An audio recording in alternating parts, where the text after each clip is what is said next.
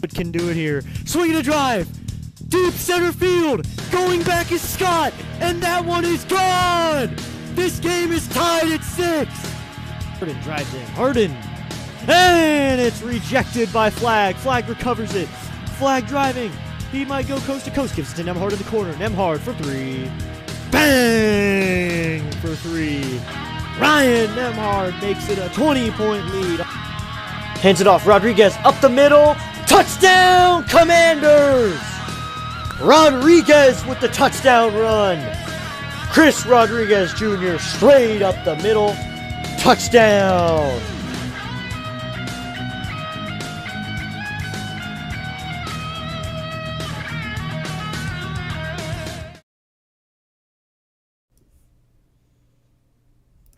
And that took a minute to get that going. But welcome in, everybody, to District Nation. Hope you're all having an absolutely amazing day. And we are here for game 1 of 2 games that we're going to be calling today. We got this game starting with the matinee start at 105, 110. I'm excited to call this game. And then at 7:10, come back to the channel for the Washington Nationals to take on the Milwaukee Brewers for a second game of a 3-game series. So we already got Andres Woodward in the chat for today's game. What's up, man? Good to see you here. And today, we're going to see the Miami Marlins and the Detroit Tigers, 2 teams that probably everyone is a little unfamiliar with here on the channel. If you're a Nationals fan, thanks for tuning in with me today. Maybe you're a Marlins or a Tigers fan. In that case, thanks for tuning in as well. I hope everyone is having an absolutely amazing day. From Comerica Park, the Tigers host the Marlins for a second game of a 3-game series. Here we go. We'll take a look just a little bit at some stats from how the games have been going before with the scores from yesterday's games and the games that are happening today, including the score of this game. All I remember from watching the highlights is Xavier Edwards had a pretty good game yesterday. But today, he'll have to take on Casey Mize, the Tigers pitcher. We'll see if Casey Mize can figure it out a little bit. First off, the Nationals beat the Brewers 7-3. We'll be talking about that game in a few hours and a little bit throughout this game. Obviously, that was a really good game on both teams' part, but the Nationals came through bunting at the end of that game. Some other scores. The Pirates beat the Cubs 2-0.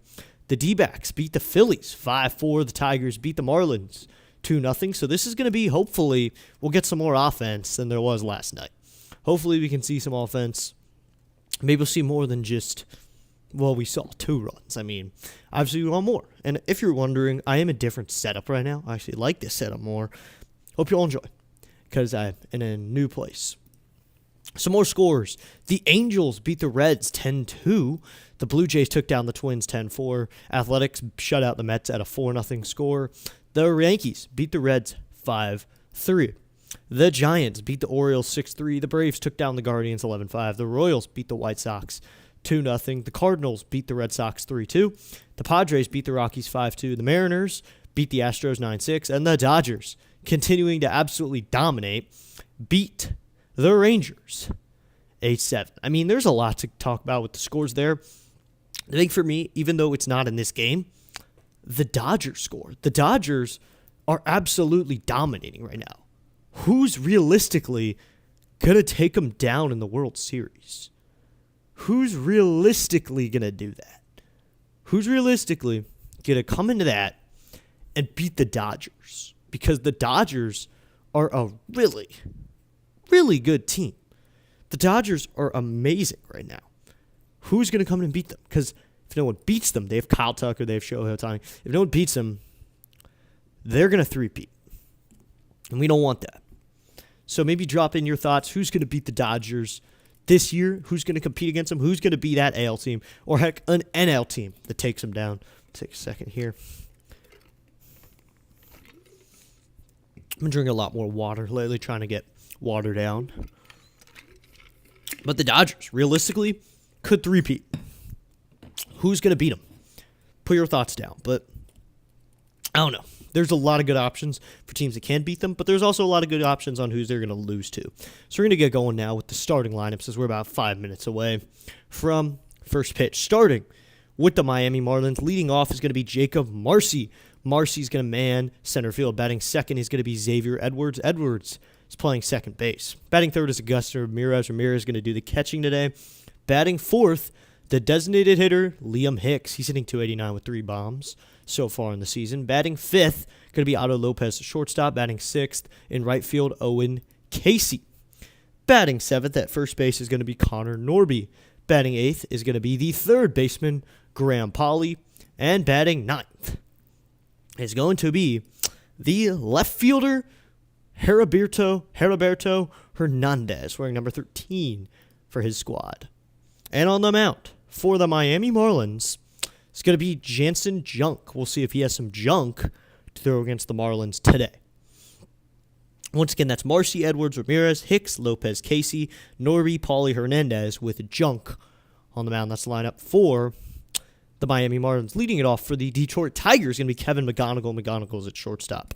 Batting third is going to be the right fielder, Wencel Perez. Batting third is going to be the third baseman. Did not expect this guy to be hitting in the 3-hole. That's Colt Keith. But Keith has been hot. Red hot. Leader in hits.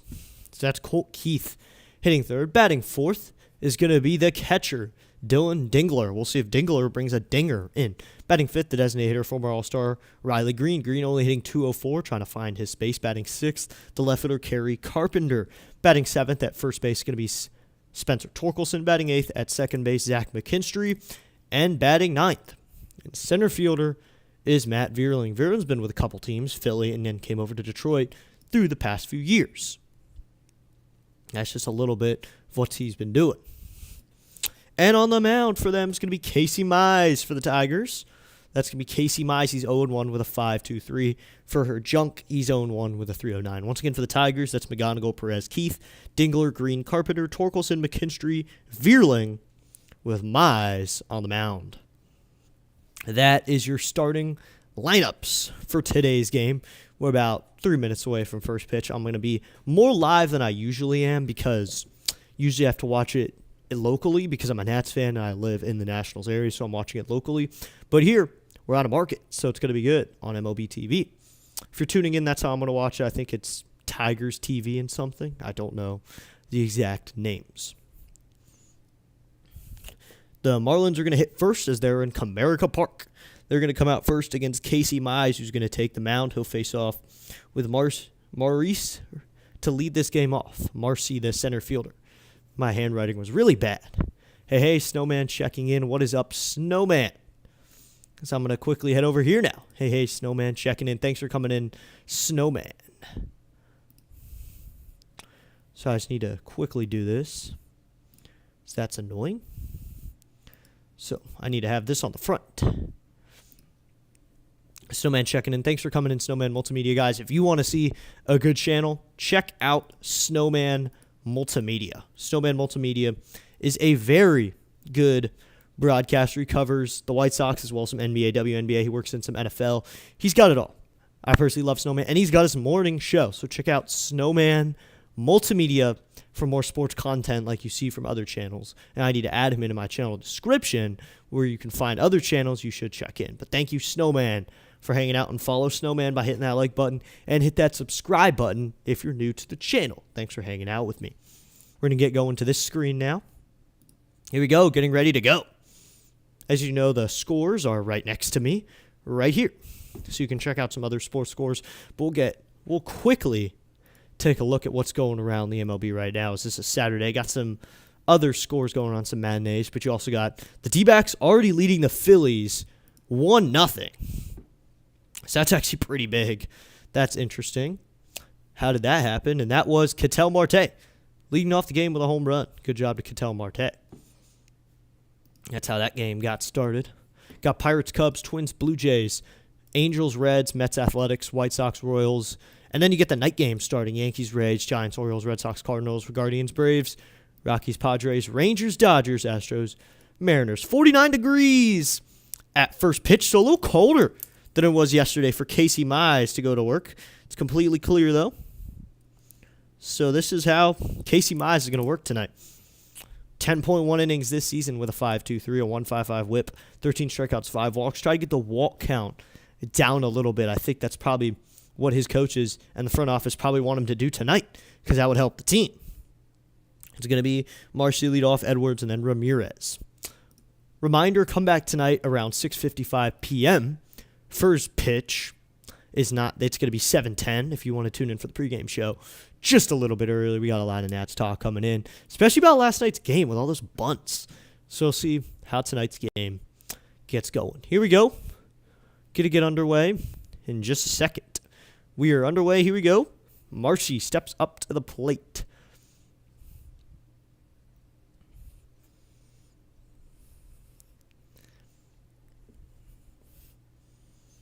It'll be Casey Mize to throw the first pitch to him.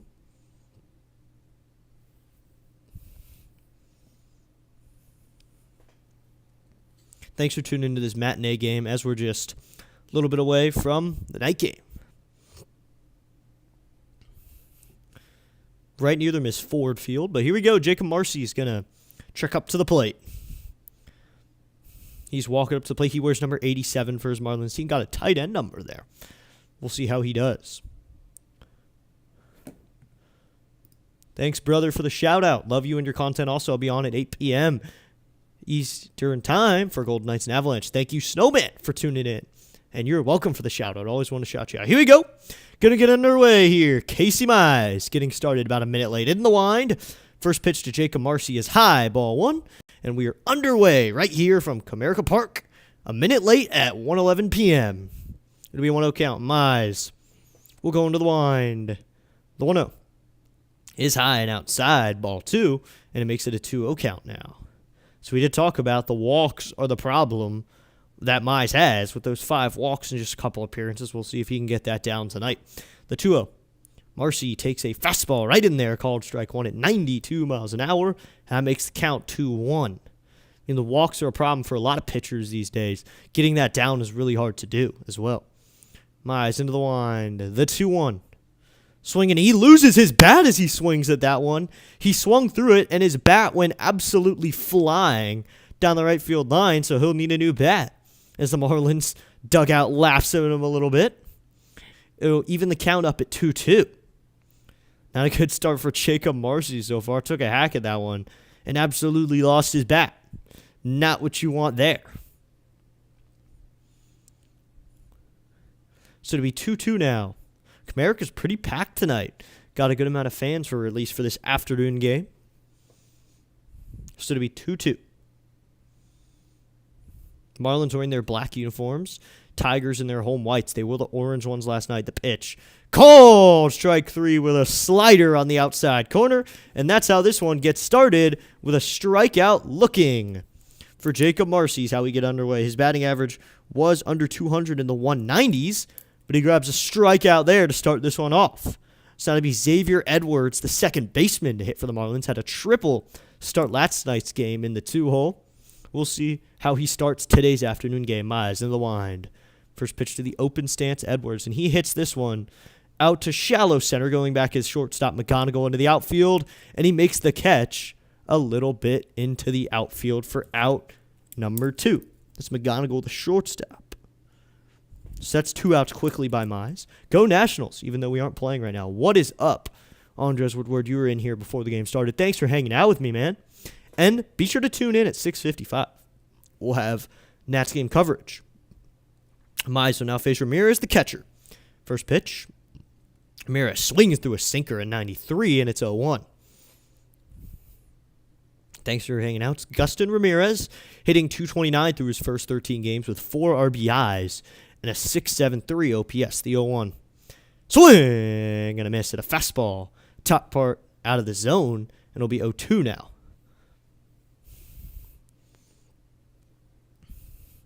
And yes, go Nationals. Even though they're not playing, we're rooting for them. The 0-2.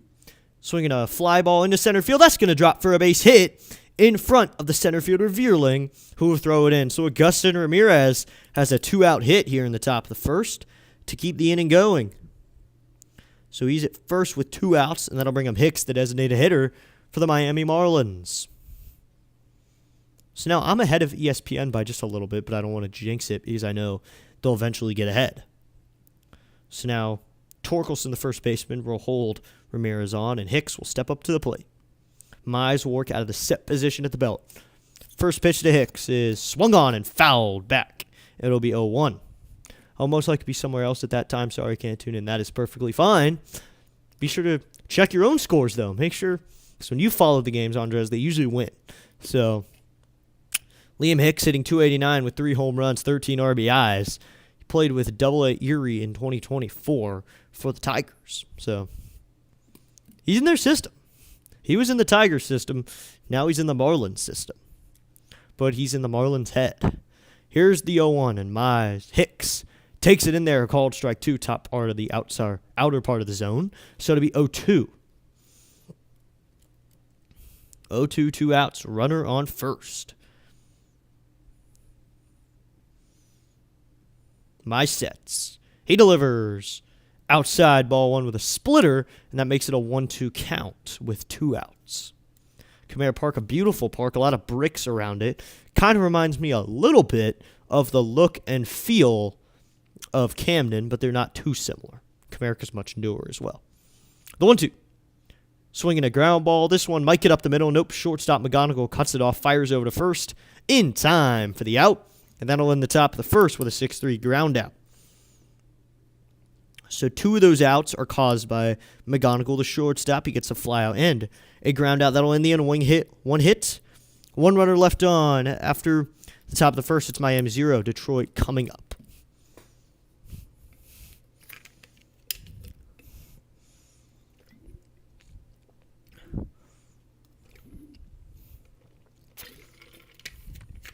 Here we go. We're heading to the bottom of the first. It's going to be McGonigal, Perez, and Keith to hit for the Tigers. Be sure to drop in the chat who you're rooting for. Maybe put it in that poll. We already got a few votes in there. We're even. And some people are here for a good game. Maybe that's my Nats fans for now.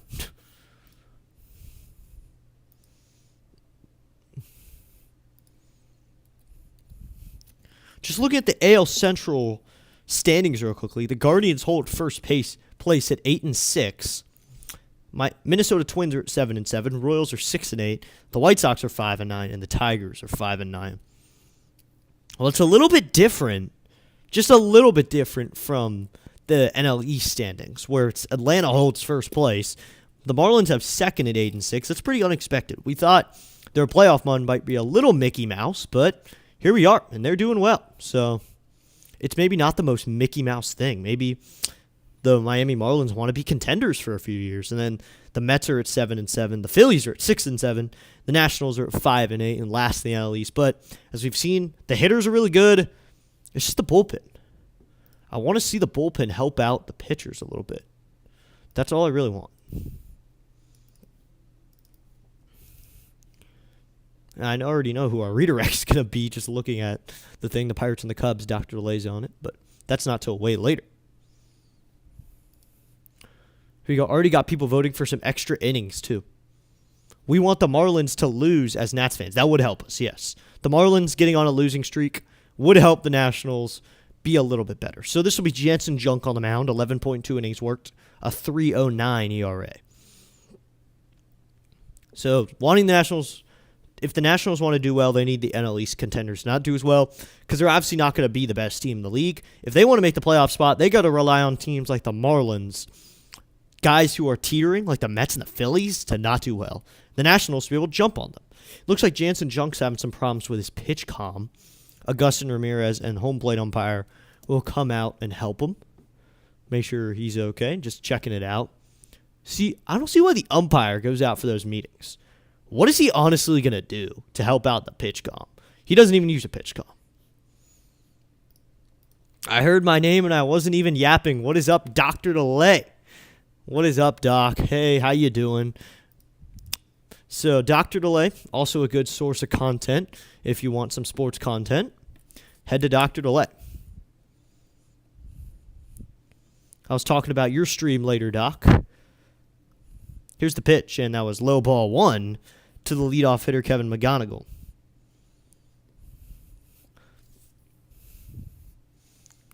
The Nationals looked good last night. Yeah.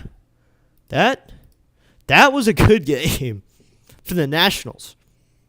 They started bunting really well at the end. The one swung on, lined into right center field. That's going to be a base hit to the gap. All the way rolling, cut off by the right fielder Casey. Headed to second is McGonigal, and he's got himself a leadoff double here in the bottom of the first.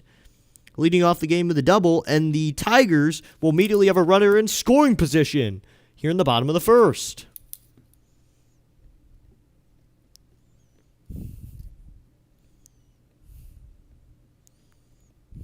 Italy, thanks for calling the Nationals last night. Thanks for hanging out with us. I am not doing the Caps and Pens. This game will probably not be over by then. Let's go Pens. Ooh. So now it'll be Perez, the right fielder, coming set as Junk. First pitch to Perez, and he takes a curveball low and inside ball one. Still looking for his first hit on the season, a 0 in that average. What is up, Ronald Duffy? Duffney, thanks for tuning in. What's up, Ronald? Thanks for tuning in with me. Thanks for tuning in to this game. It's Marlins Tigers. They did look good last night. Oh no, swung on and missed or fouled. So it'd be 1-1. Thanks for hanging out with me, Delay, and thanks for calling the Nats. Today, I'm calling the Nats at 7:10, but if you want to call them, it's great. The Nats are not usually the team that people want to call, usually. So it'll be a 1-1 count. The pitch. High and up with the changeup, and it'll be a 2-1 count. Let's go Caps. Yep, I'm a Caps fan as well. I only left DC for one team, and that's NBA. So, and if the Wizards start doing well, and the Mavericks aren't, so here's a long message, the 2-1. This is grounded up the middle, cut off by shortstop. Lopez goes to first in time for the out on a nice play, but over to third is McGonigal. So the ground out moves McGonigal to third, and now for Keith, has a runner at third, and all he needs to put the ball and play hockey. It's tough at first, but once you get the hang of it, it's actually easy because you have no time to think, if that makes any sense. Yeah, makes a good amount of sense.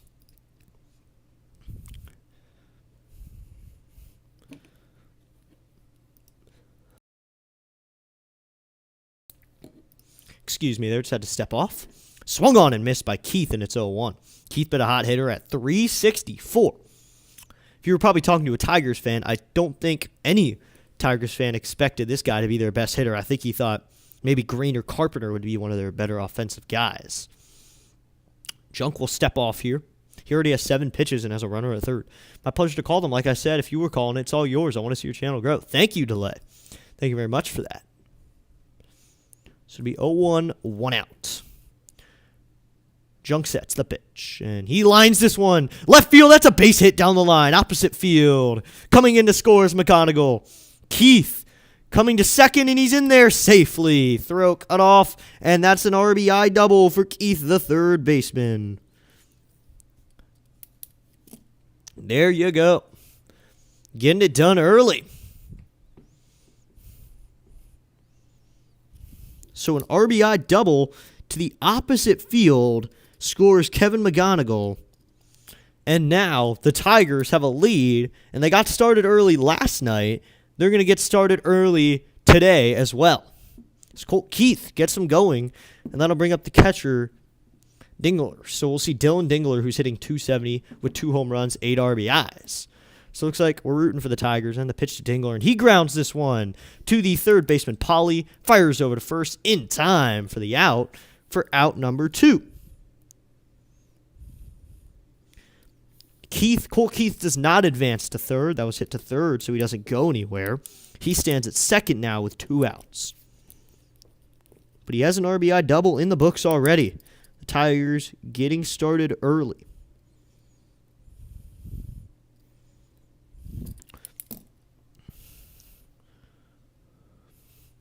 First pitch is in there, called strike 1 to Riley Green, the designated hitter, former All-Star last year. Maybe he'll find his way to the All-Star game again this year. Here's the 0-1 to Green, and Green takes outside with the changeup, and that evens it up in 1-1. So my question is, are the Pens playing any starters? Because they already have clinched a playoff spot in the Metro. Believe so. Yeah, I could see them starting some starters. The 1-1 is low and inside ball 2. Stat padding a little bit. On one hand, why would you not stat pad? You have the chance. So it'll be a 2-1 count now to Green, who's hitting .204. Reached safely in all 14 of his games this season. Coming sets Junk. The pitch. And Green swings and hits this one hard into right field. That's a base hit off the bat. Rounding third, headed home is Keith. And that is an RBI single for Riley Green to right field.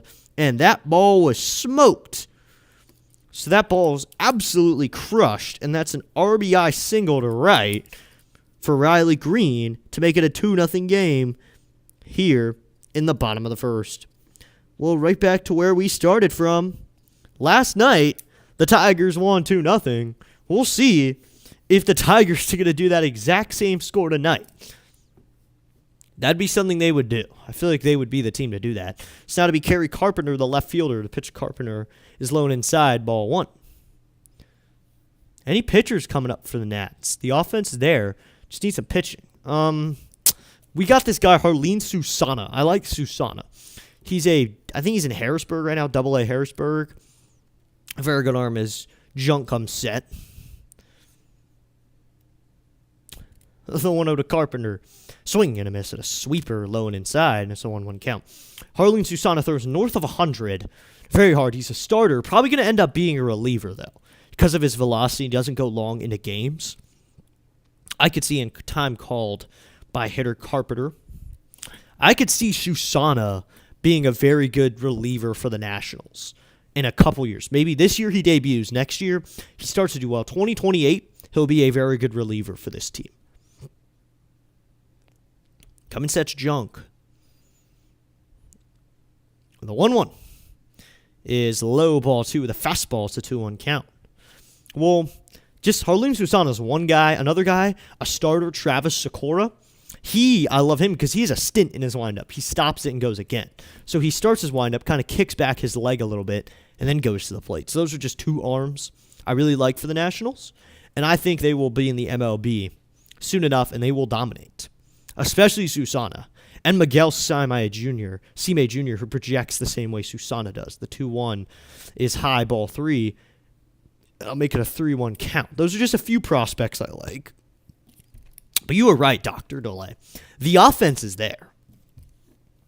We are one of the best offenses in baseball right now. And in our own way, too. The 3-1.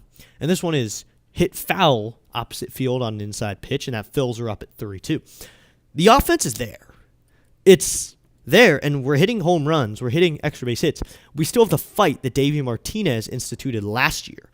As you still see Abrams, Wood, Joey Wiemer, these powerful guys hitting home runs. And then you got the bunt that we had last night. And this one is grounded to the first baseman. He goes to the pitcher, covering the bag, and junks there in time for the 3-run ground out to end the inning. Sets out number 3. 3 hits in the inning, 2 runs, both of them earned. No errors and a runner left on. After 1 inning, it's now Detroit 2. Miami, nothing. James Wood is on fire. Yeah, James Wood started out really cold. Like, he did not look good at the beginning of the season. Now he looks absolutely amazing. He looks like he's going to be an all-star now.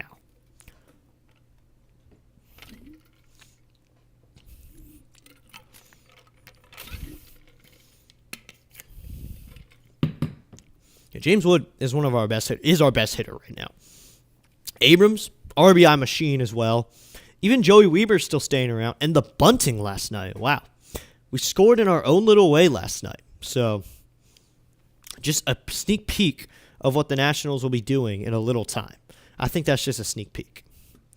Because we're going to do that as well as do other things like we're going to do all the bunting as well as hitting bombs. James Wood is going to be a 40 home run guy.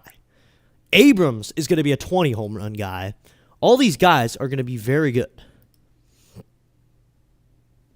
I must step away, but I'll be leaving this on. Good luck with the stream. Thank you, Dr. Delay. Everybody, be sure to check out Dr. Delay. He is a great play-by-play announcer. He's Pirates most of the time, but he covers other teams as well. We 1 or 2 games behind the Phillies. We are currently 1 game behind. They're 6-7. We are 5-8. Actually, that might be 2. If they were to lose a game and we were to win a game, we're 2 games behind. I think we're 2 games behind. It's now to be Otto Lopez to lead off the top of the second for the Marlins. I believe we're 2 games behind. They are 6-7. We are 5-8.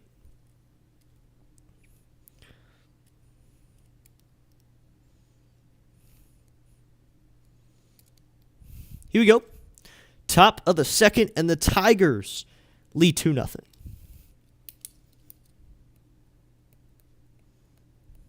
First pitch is in there, called strike one on the inside part of the zone, and it's an 0-1 count.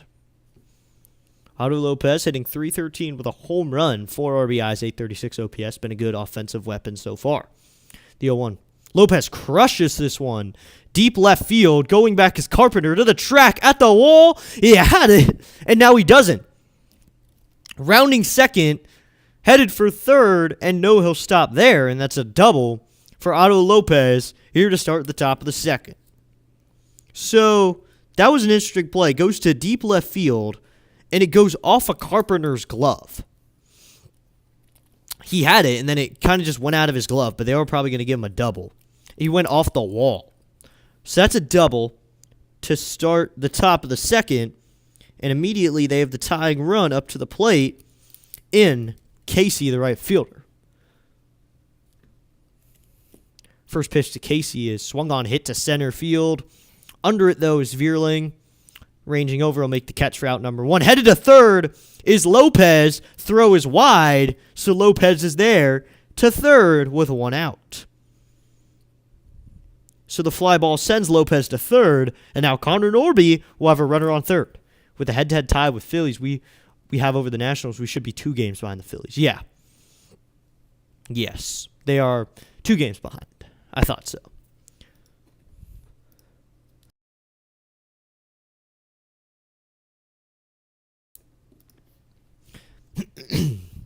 Should be Connor Norby hitting .222. He's a runner on first with one out. Heck, he could bunt here if he wanted to. Yeah, we are 2 games behind the Phillies. I thought so. First pitch to Norby is inside ball 1 with a sinker. It's a 1-0 count. So we haven't seen any ABSs just yet in this game. Maybe we will. So it'll be 1-0, 1 out. Set as Mize. At 17 pitches here in the second. The pitch.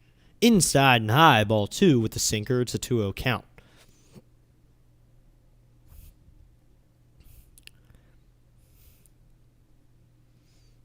So it'll be 2-0, 1 out.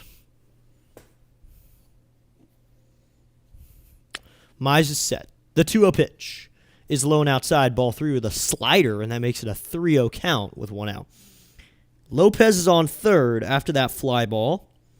Norby up to bat, Pauly on deck. I can see Norby having a base hit here or driving in a run. He probably doesn't have the green light, though. The 3-0 is right in there, called strike 1 with a sinker. So it comes back with a sinker after it didn't work for a few pitches. He goes right back to it. Should be 3-1 now. Mize looking for his sign. He comes set at the belt. He delivers. Swing and a miss at a fastball at 95 miles an hour, and that fills it up to 3-2. That was a hard fastball right in there. Challenge him, and Norby couldn't hit it. So that'll make it a 3-2 count.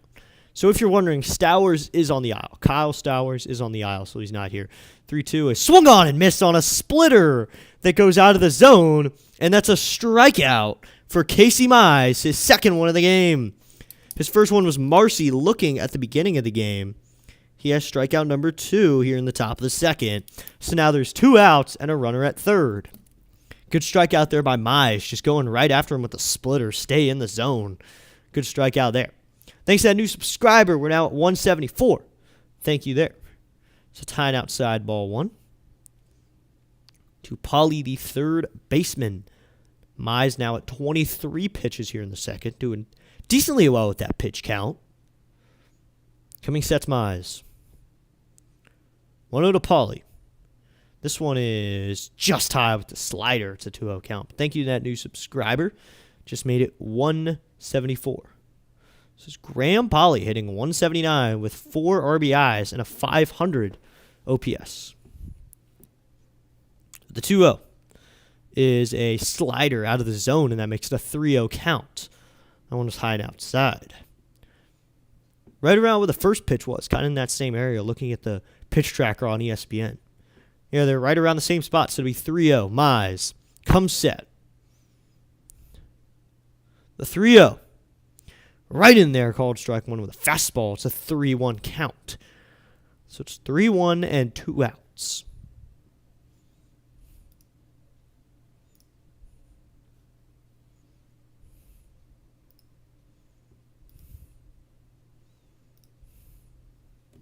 3-1, 2 outs.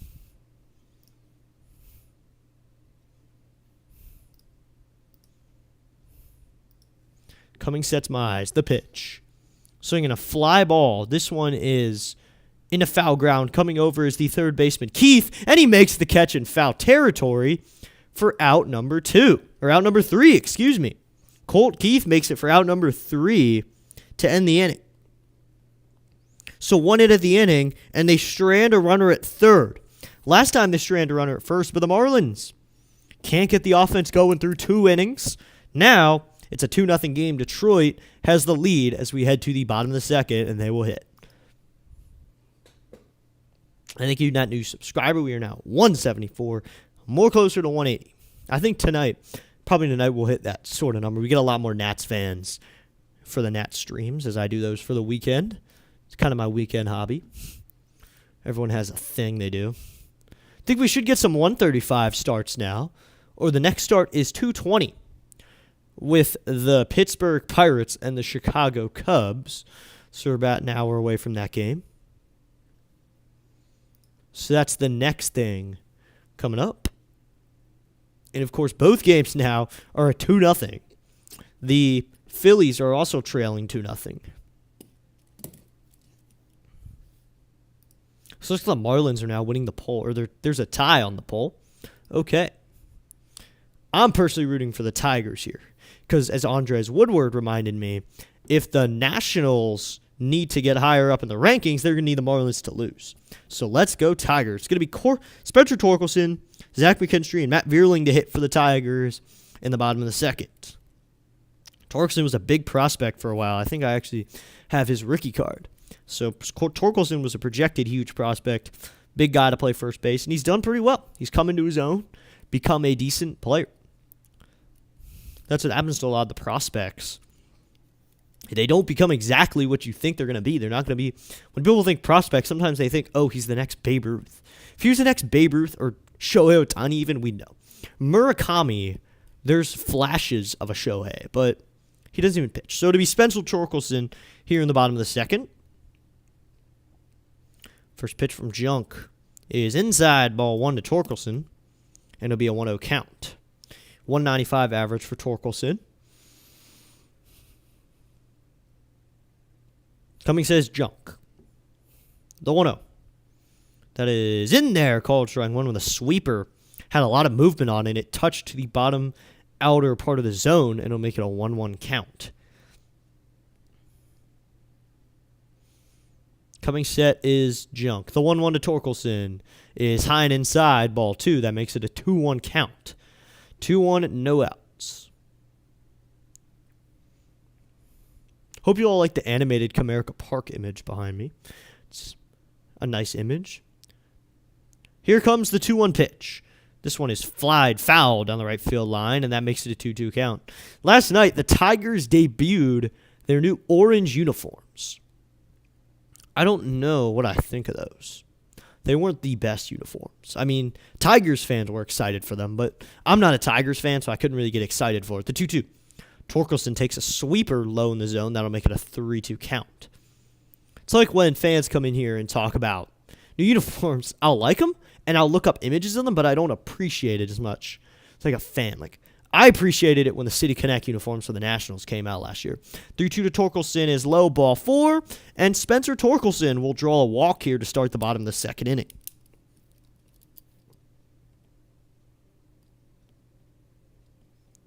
So Torkelson will be on first, and I'll bring up Zach McKinstry, the Utah guy who finds himself in the starting lineup for today's matinee start. Usually you get some Saturday starts early, but Sunday is when you get the really early games. Cummings sets Junk.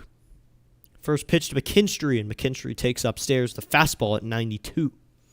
You won't get the absolutely overpowering fastball from a guy like Junk, but you're going to get Junk.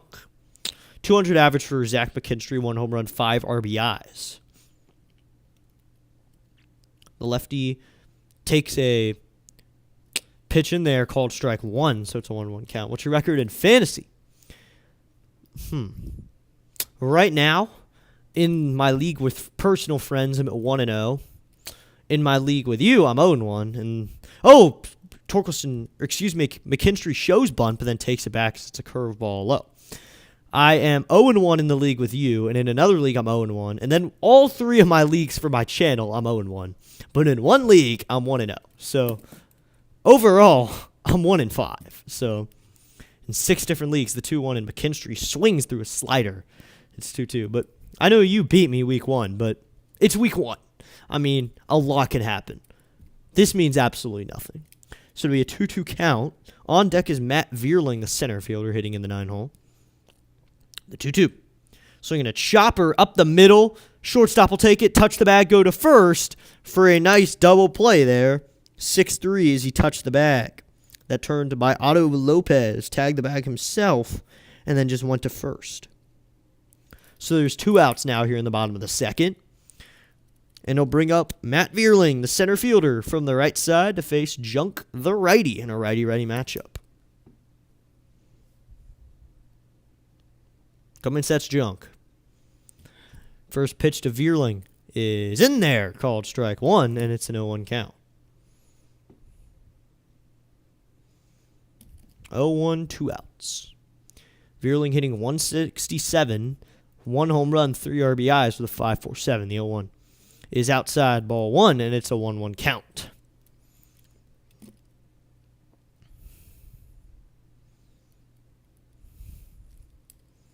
Coming set is Junk. No one on base now after that double play, the 1-1, and Vierling swings through a sweeper that was in the bottom part of the zone, and it's a 1-2 count with 2 outs. 1-2, 2 outs.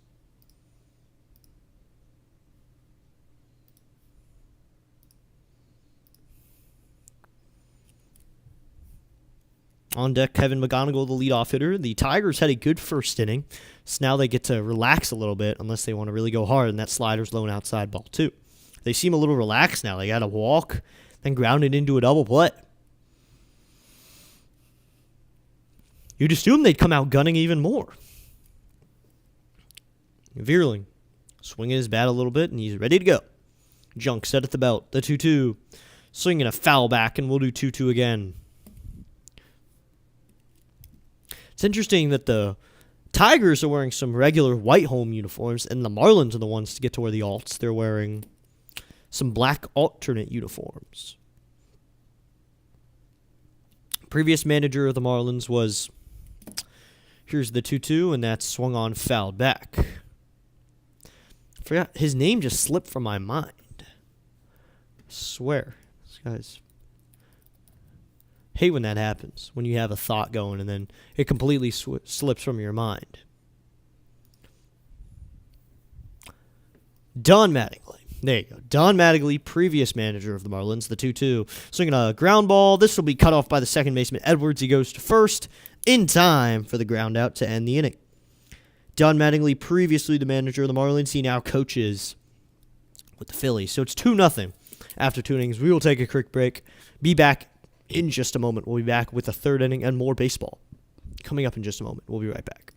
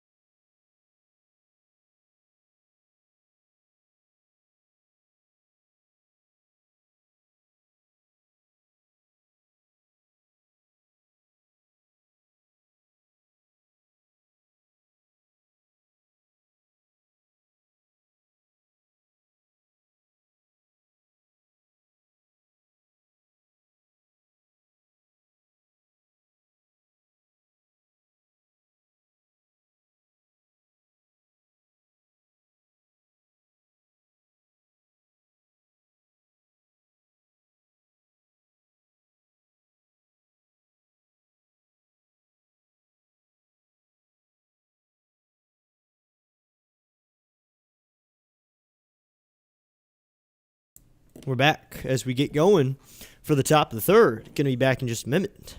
With the top of the third, going to be leading off is Hernandez, the left fielder. And then it'll be Marcy and Edwards for the Marlins. Welcome into the broadcast. If you're just joining us, thanks for tuning into District Nation. Cover usually the Nats, Mavs, Commanders are our main three, but we got other sports going here. Thanks for tuning in with me as we cover this game. Top of the third, here we go. Here's the pitch, and that's inside ball one to Hernandez, the left fielder. So it'll be a 1-0 count.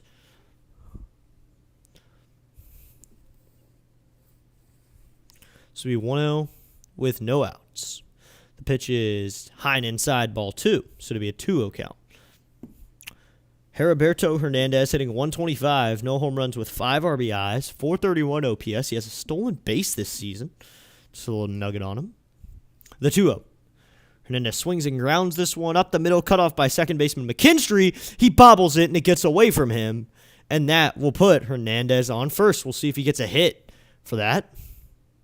Is he credited with a base hit? So he does get a hit for that. It's grounded up the middle, and McKinstry had it, and he bobbled it. But they're going to give him a base hit here to start the third. Just got up the middle. McKinstry thought he had a play. He had it in his glove. On the transfer, kind of lost it. And it got away from him. I don't know if Hernandez beats that anyway. So now that'll bring up the top of the lineup in Marcy, the center fielder. The pitch is swung on foul down the left field line. This will be Jacob Marcy, who's 0 for 1 with a strikeout in this game.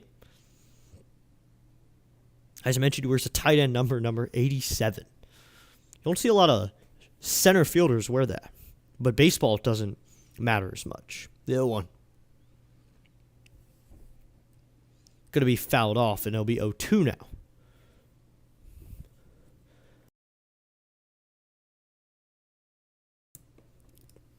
So, I mean, 0-2 count. It's kind of my cough button right now. Is clicking that 1 moment screen. Coming sets Mize. Here is the 0-2 pitch. He goes over to first. Back in safely is Hernandez, wearing a sliding mitt. So that's his first pickoff attempt. He has 2 left. Well, 1 left, really. On his third, he has to get him. Coming sets Mize. The 0-2. High ball 1 with a sinker, and that makes it a 1-2 count. 1-2 with no outs. On first is Hernandez. Thanks for joining me on District Nation with this live stream play-by-play. So to be 1-2, my sets. Here's the pitch. Is check swing. Yes, he did. Called. Strike 3, actually. Punched him out on that one. So we'll see if they call it looking. But that's a strikeout here. Strikeout number 3 for Casey Mize. So they're going to say he struck out looking. He didn't go on the swing. So strikeout number 3 here early on in the third for out number 1. So now that'll bring up Xavier Edwards. Mize already racked up 3 strikeouts here. Pitch to Edwards is just clips the outer part of the zone. It's 0-1. This will be 0-1 with 1 out.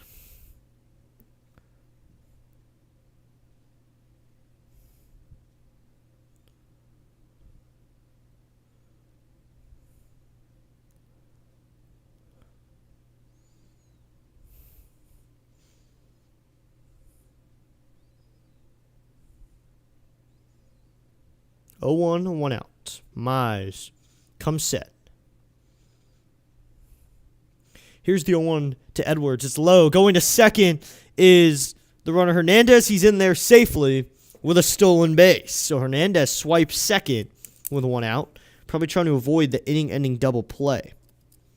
But now he's on second. That's his second of the season. Yeah, he probably just wanted to avoid the double play there. It's 1 out. You're already trailing. I mean, might as well. Especially only in the third inning. The pitch is swung on, grounded. Fielded by the first baseman. He'll take himself to the bag. For out number 2, Torkelson with a nice glove there. Makes it 2 outs. But now, Hernandez now stands at third. So with a runner on third and 2 outs, That'll bring up Agustin Ramirez, the catcher, who's already 1 for 1 in this game. Marlins with runners on are 0 for 13, and they're hitting .290, so that is not good. First pitch to Agustin Ramirez, and he swings and drives one. Deep left field, but that's foul down the left field line. He got a good piece of that one, but sent it well foul. So that'll make it 0-1.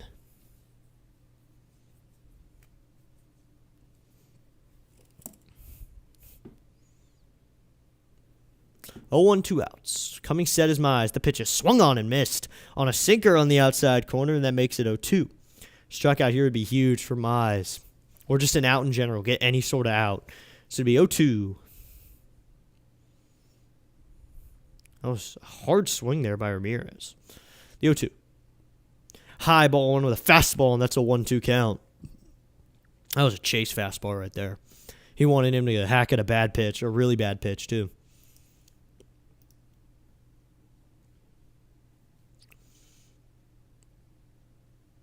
The 1-2 to Ramirez is high and outside with a fastball. It's 2-2. Might have lost the grip there just a little bit. Maybe he wanted to get him to chase it something way out of the zone. But either way, he does not. So it continues to be 2 outs and 2-2 now. Mize has got the problem with the walks. Maybe instead of getting into 3-0 counts and coming back, he's buried himself in 0-2 counts. The 2-2. Swing! And a miss at a sinker in the top part of the zone. Strikeout number 4 for Mize. This one swinging. He has 2 in the inning, so that'll get him out of the inning. 1 hit and a runner left on. We will head to the bottom of the 3rd. Miami still trails 2-0 to the Tigers. Tigers need to get on the board again so they don't win 2-0 for the second night in a row. They should see a win as a win, though. So I haven't done this in a while. If you go to my channel, when you hit subscribe, go to my channel. You can go to my channel description. You can see the subscriber count. I really want to get that up, so I know you guys can. Go to my channel subscriptions, or to my description, click on it, and you can find my Instagram and my Twitter. Be sure to follow me on both those platforms, post similar content. On my Instagram, I post scorecards the day before games that I fill out. I'll post a lineup, repost something funny, just Nats content, Mavs content, Commanders content, all that, as well as UFL as well. And then, of course, other channels I recommend you as well. All those are in the chat. And, of course, reminder, come back tonight at 6:50 p.m. is the start of the stream. Be sure to tune in for the Nationals and the Brewers right here on District Nation. Game 2 of that series, we won't be able to cover Game 3. I'm going to a college baseball game tomorrow, so that is my plans for tomorrow. So I won't be covering anything on Sunday, and we'll be back next Saturday with more Nationals baseballs. You know, during the year, I can't cover as much during the week, but when weekends come, that's my weekend thing. Be sure to hit that like button, hit that subscribe button on the stream. Hit that bell icon so you don't miss any other streams. Already got 5 likes on the stream. Let's go.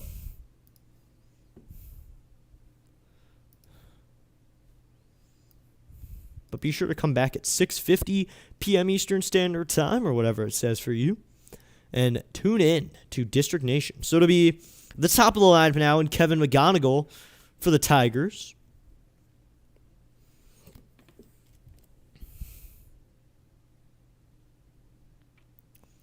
First pitch to Kevin McGonigal, and he takes a curveball in there called strike 1 at 78 miles an hour. Just a slow curveball that bends in there. That's some junk there from Junk. Junk sets. 0-1. McGonigal takes a curveball low, and it's a 1-1 count. So second curveball in a row.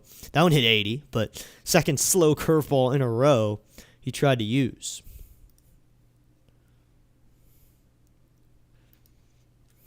Here is the 1-1. McGonigal swings and hits this one down the left field line, but that is going to be a foul ball. So it'll be a 1-2 count.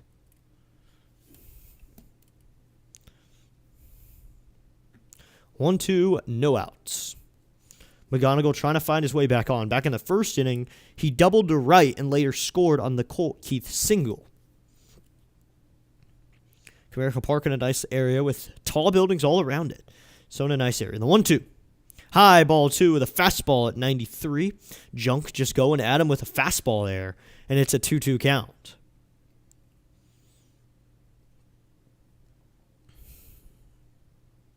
Coming set is Junk. The pitch. McGonigal takes inside, and that fills it up to 3-2.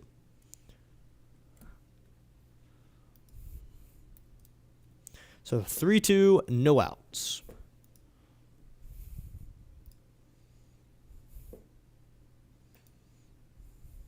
The 3-2 pitch is low, ball 4, and Kevin McGonigal will take a walk here in the third.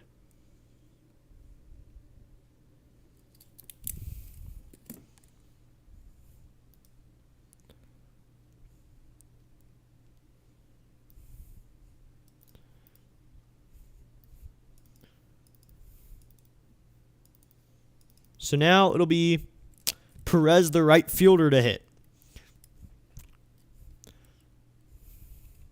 Here's the first pitch, and that's high, ball 1 with a changeup. It's 1-0. McGonigal is a threat to steal, so McGonigal might run at any point.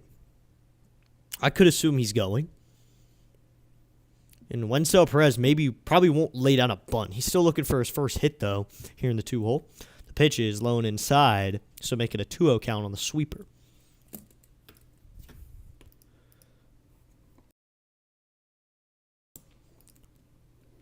So be 2-0. Coming set's Junk. He waits.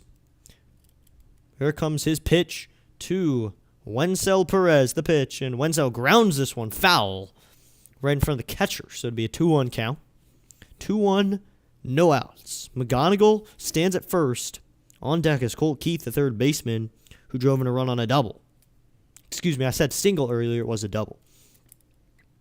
The lefty faces Junk, the righty. Junk sets. He goes over to first, back in safely, is McGonigal.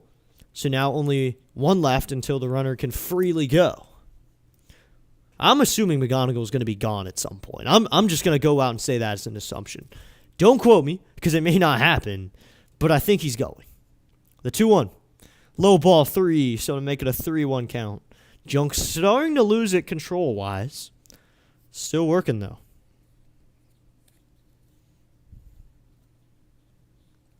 We'll see if Cora, the third base coach, gives him the go sign. Or if Sanders, the first base coach, tells him not to.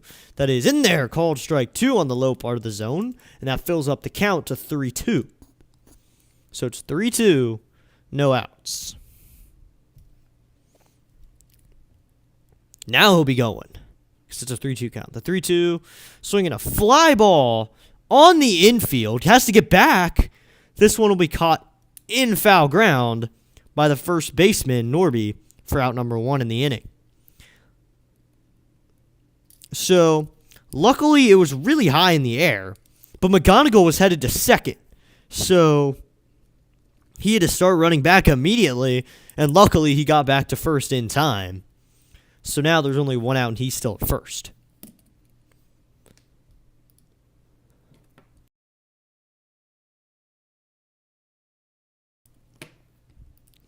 Excuse me there.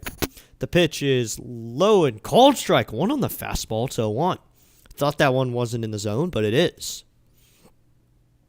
This is Colt Keith, the 3-hitter. The 0-1. Keith swings and misses at a high fastball, and it's 0-2. Took a huge hack at that 94-mile-an-hour fastball. That'll make it an 0-2 count. Keith is 1 for 1 on the day. He had a double that drove in the first run of the game, and then later Riley Green came up and hit an absolute screamer to right. Had to be hit super hard.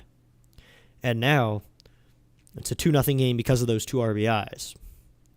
0-2 to Keith.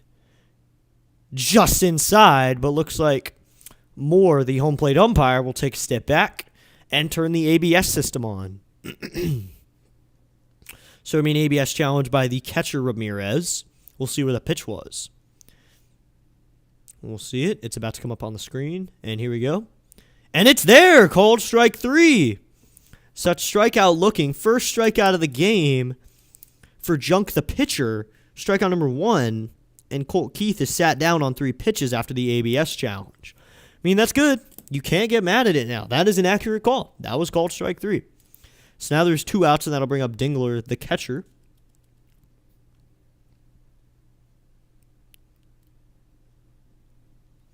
Here's the first pitch. And that's in there. Called strike one with a slider. It's an 0-1 count. So 0-1, 2 outs. Going back over to first is Junk. Back in safely is McGonigal off the pickoff attempt.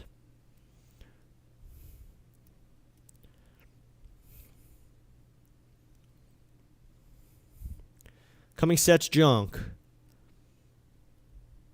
No look at the runner on first. The pitch. Swinging a chopper foul, but McGonigal was on the move there. McGonigal. So it's spelled McGonigle. That's McGonigal. McGonigal. Looks like someone just got tossed out of this game. Did someone just get tossed? So what just happened there? Was someone just tossed?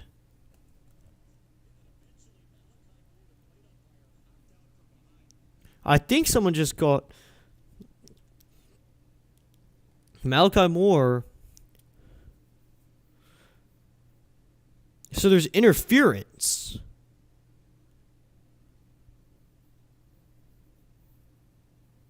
So there's interference on the play.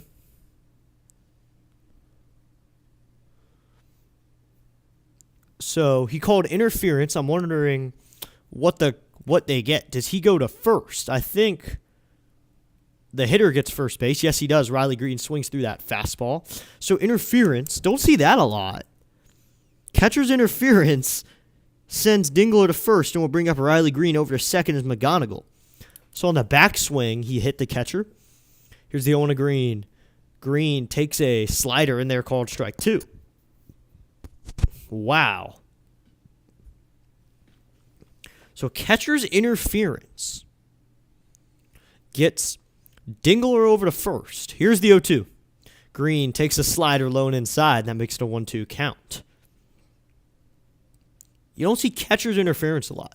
See that a lot in Little League and travel tournaments, but you don't see as much in professional baseball. But the Marlins did it last night, and Dingler was the hitter. So this is the second night in a row, or second day in a row, where that happens. The 1-2. Swinging a fly ball down the left field line in a foul ground and out of play, and we'll do 1-2 again.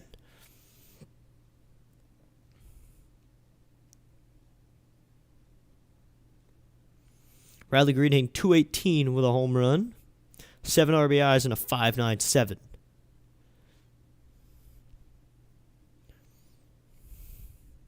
Here's the 1-2 pitch. Swinging and a foul, and we'll do 1-2 again.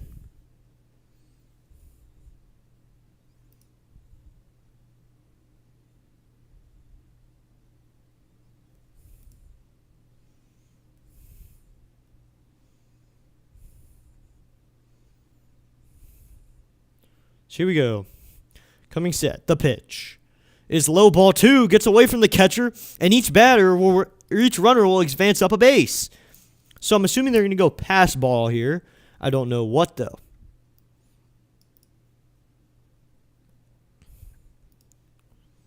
So I think they're going to call this a pass ball. So that one got away from the catcher. I think that might be a wild pitch actually. So I'll make it a 2-2 count. Each runner will advance up a bag. I'm assuming, and it is a wild pitch.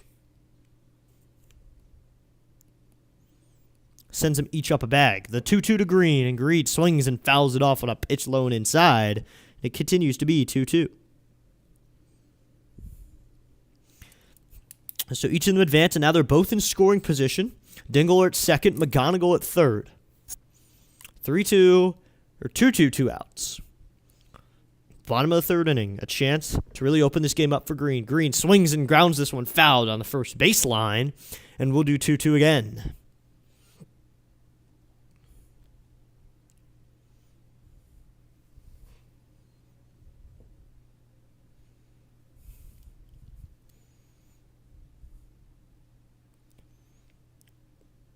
Coming set's Junk. The 2-2 to Green. Green swings and grounds this one down the first baseline again. The weird thing is, he smoked every single one of the balls he's hit so far. He's absolutely smoked every single one. So, we'll see what he does. He's absolutely crushed each one. Here's the 2-2. Swinging a fly ball. Deep right field. And that one is gone. Watch it fly, Riley Green. Goner, no doubter. And it's a 5-0 game here in the bottom of the third inning. Riley Green throws it wide open with a bomb to right center field. Wow, Riley Green, you can watch that one fly for a while. 3 RBIs, and he makes it a 5-0 game in the bottom of the third inning. Riley Green getting it done. Wow. That's how you open up a game. Maybe don't make it 4-0. Make it 5-0 in the third. So Riley Green getting it done in the 5-hole. And now that'll bring up Kerry Carpenter. First pitch to Carpenter, and he swings and laces one down the right field line, but foul, and it'll be 0-1. Wow.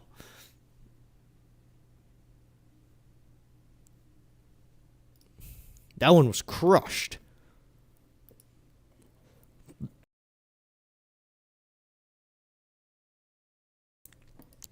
Should be 0-1. The pitch. High ball 1, and it's a 1-1 count.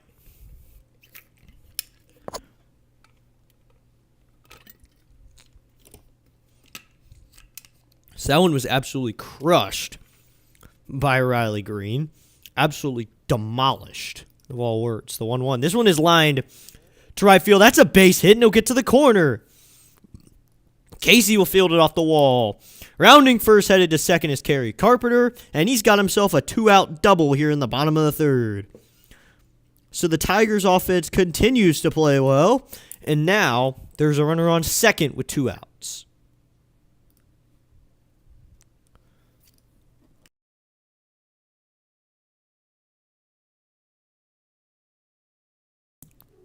Excuse me on that.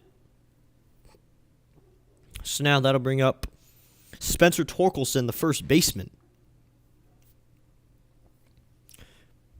With a runner at second, and now the pitching coach will come out and visit Junk, make sure he's okay. 19 strikes, 11 balls in just this inning alone. So you gotta wonder what's happening to him. He's getting tagged here in the inning, but it was really just Riley Green. Riley Green figured him out and took him yard on a fastball up and absolutely crushed it. That is his pitch. Riley Green going yard in the third. And I got to do my call for him because I'm rooting for them. I might just do it for all the teams. So just cracked 100 views. Thank you to everybody who has tuned in.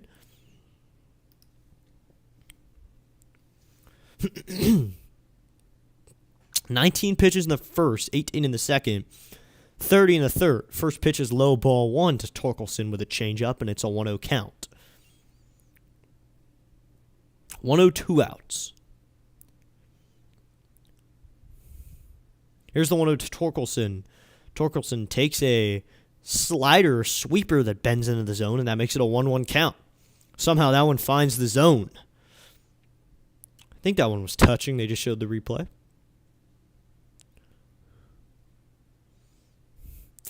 Here is the 1-1. Swinging a chopper, foul, and we'll do 1-2. So, what is up, Uncle Chris and Aunt Barb? How you doing? Thanks for tuning in. Had to say hi to you. Shout out to you two. Thank you so much for tuning in and watching the Tigers absolutely beat up on the Marlins here in the bottom of the third. This will be 1-2, 2 outs to Torkelson. Here's the 1-2. Is low out with a slider, and it'll be a 2-2 count now. So 2-2, 2 outs. Junk now at 71 pitches in the third. Not doing well with his pitch count management here. On deck is McKinstry, who grounded into a double play back in the second. The pitch, and Torkelson swings and misses at a sweeper. Strikeout number 2 for Junk gets him out of the inning. But he had to face 7 guys. 3 runs in the inning. All 3 are earned on the 3-run bomb. 2 hits in the inning, no errors, and a man left on. After 3, it's now Detroit 5, Marlins nothing. And a new subscriber, thank you to subscriber 175, only 225 away from 200.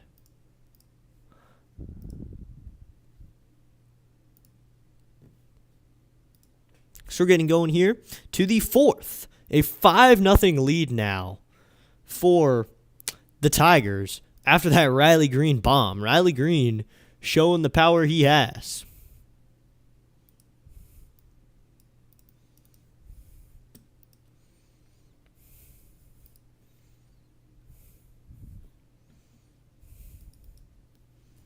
So now that'll bring up Hicks, the designated hitter for the Marlins. So it'll be Hicks, Lopez, and Casey.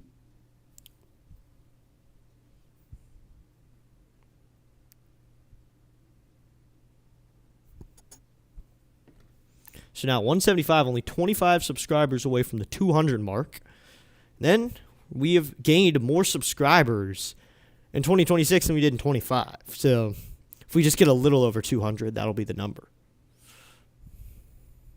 We got plenty of people hanging out. Be sure to hit that like button, hit that subscribe button, and come back at 6:55 Eastern Standard Time for the broadcast for the pregame show before the Nationals-Brewers game. First pitch is at 7:10. And, of course, you got a lot of bunting to talk about with that game. A whole lot of bunting going on. We now got 6 likes on the video. Let's go. So now we'll get to inning number 4. It'll be Hicks to lead it off. He's 0 for 1 with a ground out back in the first inning.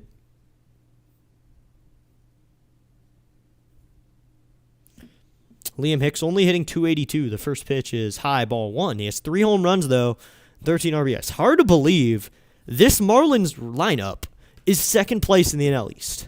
And traditionally, the NL East has been a good division. Pitches in there called strike 1. Thought that one might have been a little bit outside.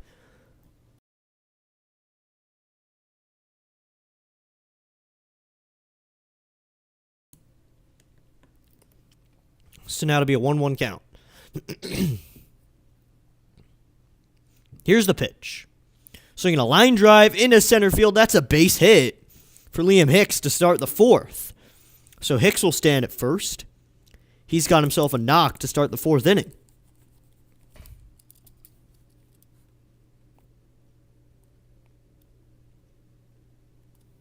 So now Hicks is on first, and that'll bring up Otto Lopez, the shortstop. He's 1 for 1 on the day. Lopez been a good offensive weapon for this team, hitting .327 through his first few games. The pitch to Lopez is high and outside, ball 1 with a fastball to 1-0 count. On deck is Casey, the right fielder. Casey got a little action back in the 3rd. He was fielding a lot. Base hits and a home run was hit to him, the 1-0. Swinging a line drive left field. That's going to get into the corner for a base hit. Off the wall. Fielded by Carpenter. Stopping at 3rd is the runner Hicks. Into second with a double is Lopez. And now the Marlins are threatening a little comeback here in the 2nd inning, or the 4th inning, excuse me. With runners at 2nd and 3rd, the Marlins are in business offensively.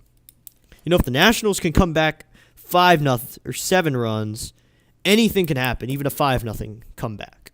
You don't have to be really good to mount a comeback. You just got to chip back. That was hit 109.5 off the bat for Otto Lopez. First pitch is swung on, fouled off.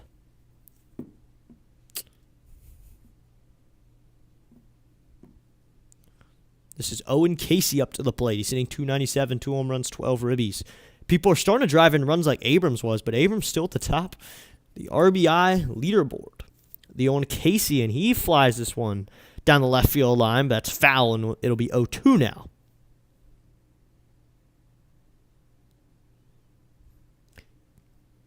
A .940 OPS. This season with runners in scoring position, he's hitting .500. So he's a 50-50 chance right here. It'll be an 0-2 pitch. Here's the delivery. Swing and a miss at the splitter. Strikeout number 5 for Casey Mize. And that sets down Owen Casey. And that's the first out of the inning. Wow, a splitter way out of the zone for strikeout number 5. And now that'll bring up Connor Norby in the same situation, except he has one more out on the board than Casey did. So now Casey Mize, who just struck out Casey, will now face Norby, and this one is fouled back. Casey struck out Casey. 0-1 out. On deck is Polly, the third baseman. He flew out in foul territory. Norby 0-for-1 with the strikeout. Strikeout number 2 for Mize. We'll see if Mize can take him down again. The 0-1 delivery is swung on, flied out to right center. Perez and Vierling coming over. It's going to be Perez to make the catch. Coming home is Hicks, and he'll be there. And into third is Lopez. So both runners move up a bag on the Connor Norby sac fly. So sac fly drives in a run and an RBI and sends a runner to third. So that's a 5-1 game. It's not completely bad for the Marlins now. Not completely terrible.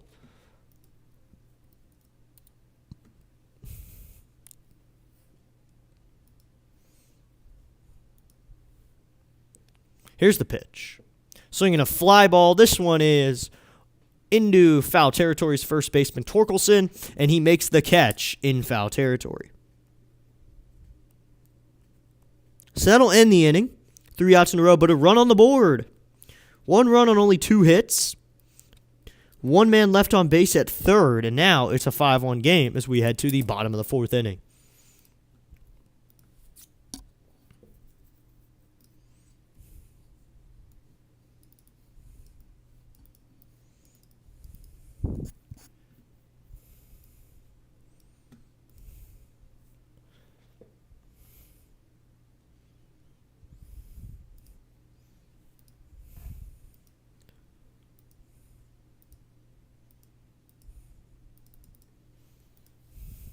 So now we'll head to bottom 4. It's going to be McKinstry, Vierling, McGonigal. If you're wondering, I just saw this pop up. James Wood is hitting .550 in his last 5 games. He is red hot right now. He's Joey Weimer hot right now.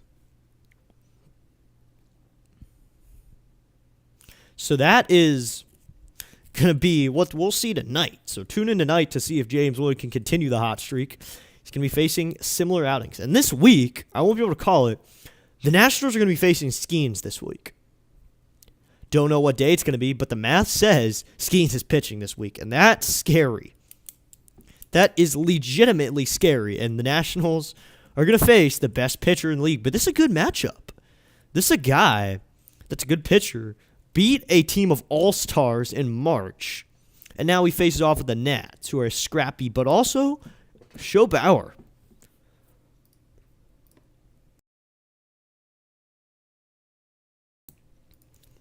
So we'll see if the Nationals can win that matchup. So now to be Zach McKinstry to hit. He grounded into a double play his first time in the 2nd inning.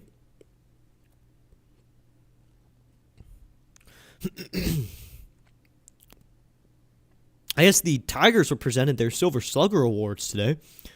And Riley Green got his, and McKinstry got one. This flied out to shallow left, going out shortstop Lopez.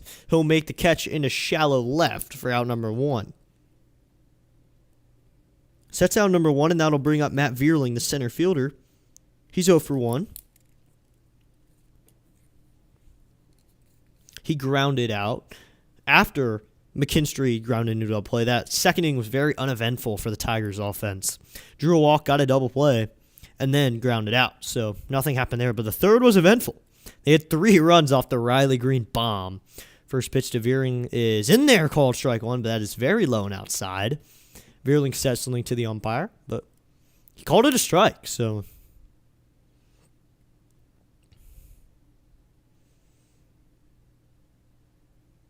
coming set's junk. The 0-1 to Vierling is low and out with a slider, and it's a 1-1 count.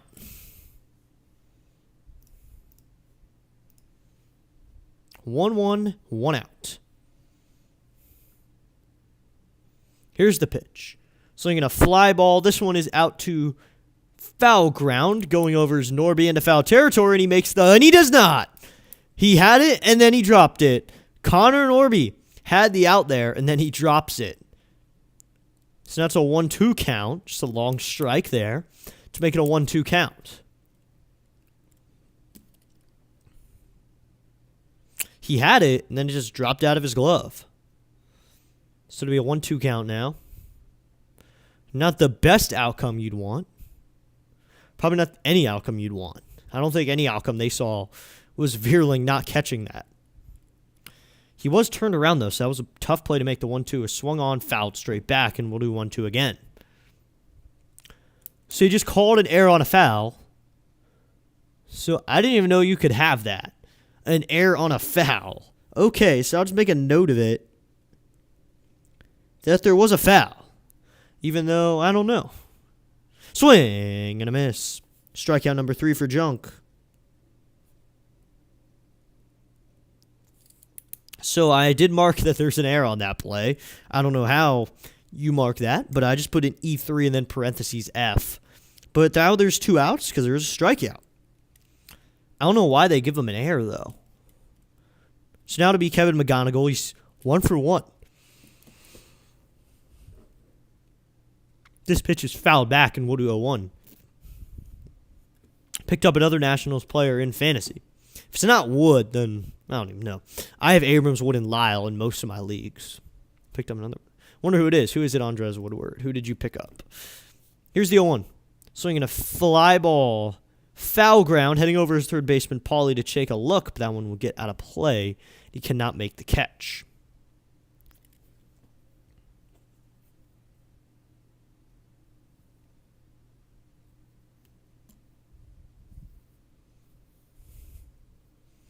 So now it'll be an 0-2 count.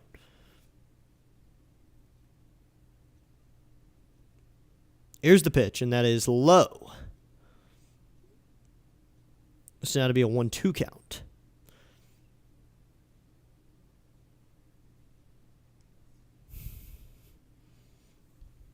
One, two outs. The pitch is low, gets away from the catcher, and it'll be a 2-2 count, but no one's on base, so that does not matter. 2-2, 2 outs.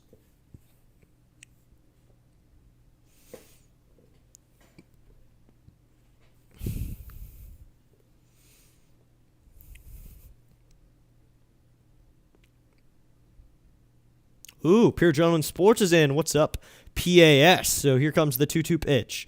Swinging a foul back. Let's go Tigers. What is up, Pure Gentleman Sports? Guys, if you want a good play-by-play announcer as well, check out Pure Gentleman Sports. He is great. He does New York sports as well as Flyers, Jets, Mets, all that. Great. Yeah, PAS, you're rooting for the Tigers. If they win here, it does do better for both of us because both of us will go up in the standings. The 2-2 is swung on and grounded foul. Looking at the standings, though, if Miami loses and New York manages a win tonight, if the Mets can manage a win, you are tied for second. So, or if they lose, yeah, if you win and they lose, you're tied for second place in the division, and you're not too far from Atlanta. I think the Mets could make the playoffs this year, have some noise. Coming set's Junk. The 2-2. Swinging a ground ball. This one will be fielded cleanly by the second baseman, Edwards. He goes to first with it for out number 3. So that'll end the inning. A 1-2-3 inning with an error. I don't know how I can really make this any more clear. The first baseman, Norby, went out for a fly ball, missed it, and then they got the strikeout, but Norby's credited with an error. So that'll end the inning. We're done with 4, and it's a 5-1 game as we head to the 5th inning. I picked up Nunez. Oh, Nunez has been a guy that could do well for fantasy. I think if you have Nunez, that's a random but good pick. If you have Nunez, might as well have him.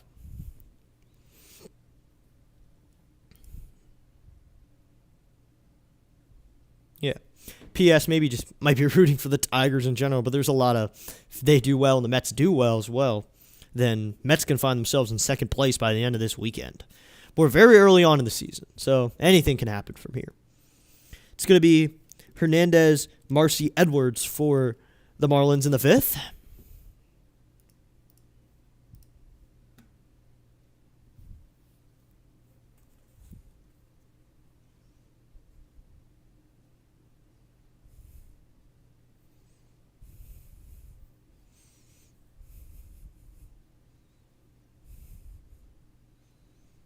So we're going to head to the 5th.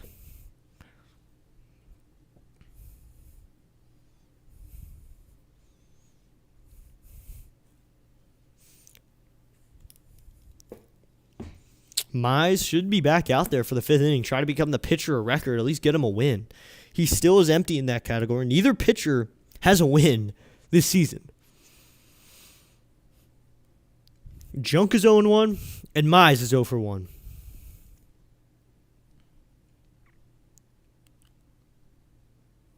So here we go as we head to, and we just got another subscriber. Thank you so much. We're now at 176 subscribers. Thank you so much. We're getting closer and closer to 180, and we're creeping up on 200. We're getting close. First pitch is high, ball 1 to Hernandez. Rigoberto Hernandez. He's 1-for-1 with a hit and a stolen base. The pitch is inside, ball 2 with a splitter, and that's a 2-0 count. Or Higoberto.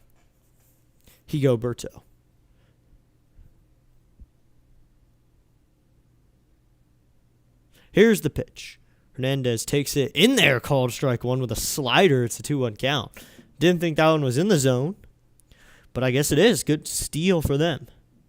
It's pronounced Heriberto Hernandez. Spelled Heriberto. That's Heriberto. Into the wind. The 2-1. This one is inside, ball 3 with a splitter, and that makes it 3-1.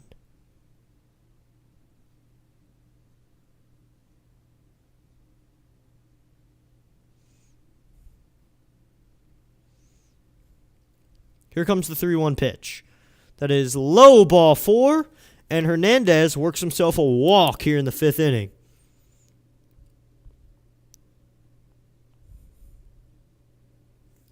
So now runner at first with no outs to start the 5th. Mize still is at 58 pitches, though, so anything can happen here. Anything good and anything bad can happen. So now that'll bring up the top of the lineup in Jacob Marcy. Here's the pitch, and Marcy swings and misses in there, right in there, called strike, or excuse me, not called strike 1, swing and a miss, strike 1. Braves are in first place now, correct? Yes. Atlanta holds first place. They are 9-5. 9-5 in the division. Here's the pitch, and that one's flied down the left field line and foul, and we'll do 0-2 now. So Mize quickly has Marcy on 0-2. Mize has been pretty good with the pitch count today and the walks. He's only issued 1 so far, and he usually issues more. So he has 5 so far and only 1 in this game, the pitch. So in a ground ball, this one's at the first base, but he goes to second for 1. Back to first. Not in time. Someone else asked me a question in the live chat. No, they were not. No one was. So that was a fielder's choice there. A 3-6 fielder's choice. That puts Marcy at first for out number 1. From earlier. No, they were not. I don't think they were. That was me. That was to me. That was someone I know. He was asking me. So now there's 1 out.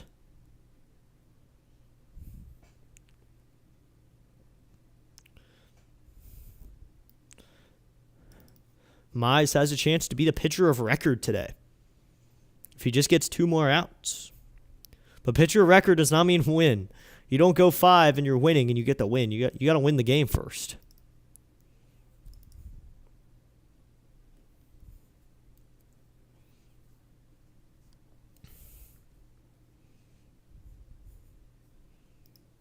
So to be now Xavier Edwards, he's 0-2. He's done well previously offensively. We'll see if he can do well today. Hopefully he doesn't. Here's the pitch, and that's high, ball 1. It's a 1-0 count.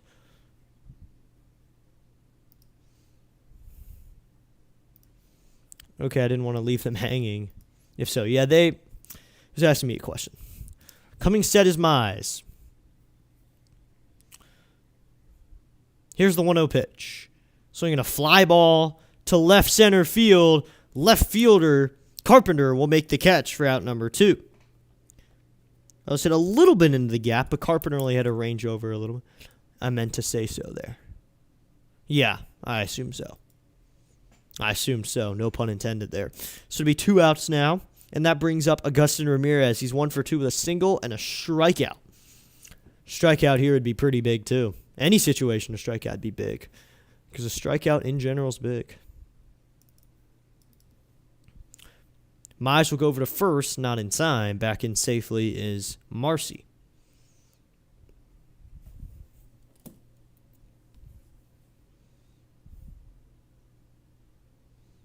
Coming set is Mize. Here's the pitch to Ramirez. Swinging a fly ball. This one is on the infield, going out into the grass as the second baseman in McKinstry. He makes the catch for out number 3, inning over. So that'll take us to the bottom of the 5th. No runs in the inning, no hits, a walk and a fielder's choice. 1 man left on base now through 4.5. The Tigers hold their 5-1 lead.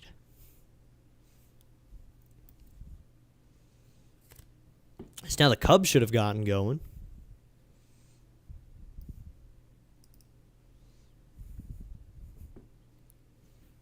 So we'll check on them real quickly.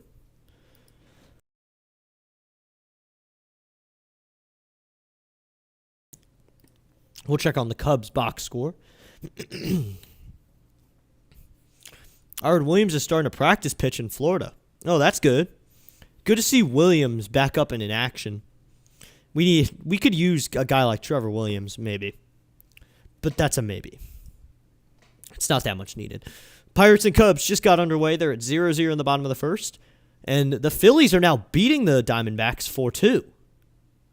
So it's nice to hear Williams is back in the game. Or he's throwing pens at least. Small pens, maybe. We can actually check the injury update. I can check that right now. That's what I heard from 106.7 The Fan. Oh, if they said it on 106.7 The Fan, chances are it's true. If they said it on The Fan, it's probably true. I'm assuming Grant and Danny or someone said it on their show, but I'll check out the Nats injuries and transactions. Josiah Gray is working. So travel to the Nationals training complex to begin mound progressions. Okay. So Trevor Williams is getting underway. It'll be nice to see Trevor Williams back in the MLB.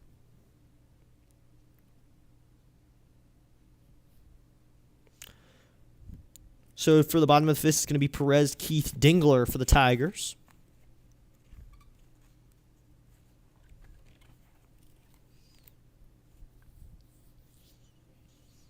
So we'll head to bottom 5.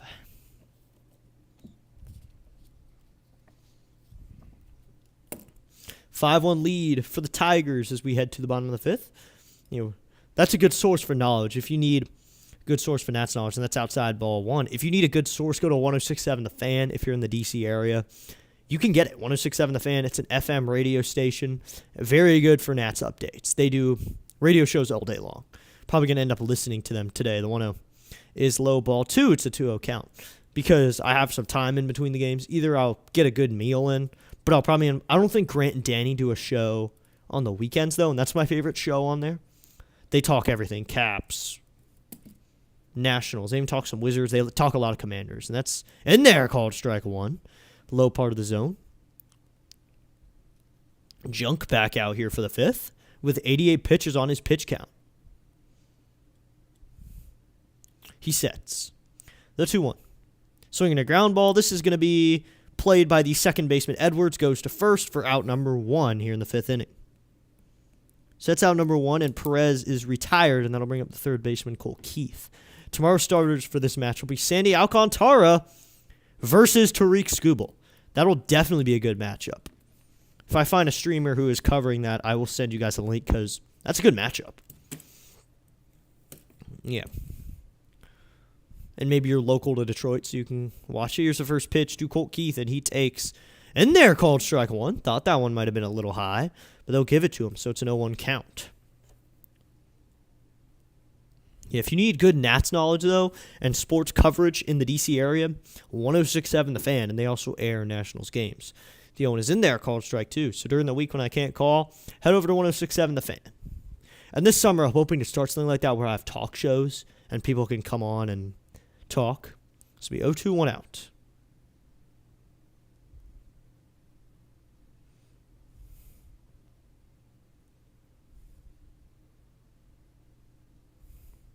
Here's the 0-2. Swinging a ground ball, foul. Yeah, the talk show would just be me talking about the different sports we cover and then maybe have people onto it, turn it into a podcast eventually.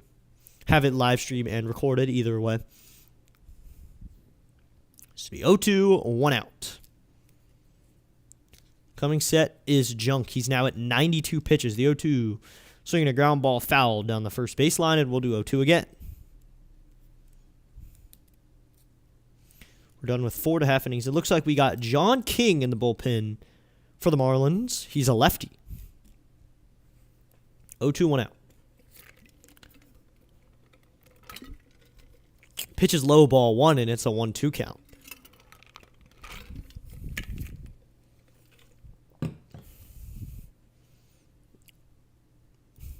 So 1-2, 1 out. Here's the pitch. This one is called. Strike 3 on the inside part of the zone. Didn't think that one got into the zone, but the umpire did. Strikeout number 3 for Junk, who throws Keith his junk for strikeout number 3. That came out wrong. He threw junk. He threw some junk that got him out. So now to be Dylan Dingler. He grounded out, and then he got on base on a catcher's interference. Coming set is Junk. The pitch to Dingler. Swinging a foul ball right back, and it'll be 0-1.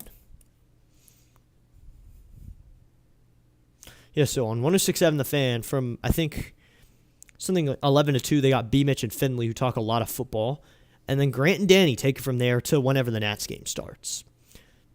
Pitch is in there, called strike 1. Or, excuse me, that's a ball, so it'll be a 1-1 count. Thought that one might have been in there. Here's the 1-1 pitch. Swinging a chopper off the foot. Oof, off the foot of Dylan Dingler, and it'll be a 1-2 count. You could flip between this game and the Caps game. Just an idea for you. I'll check in on it in between innings. In between innings, we'll check the score.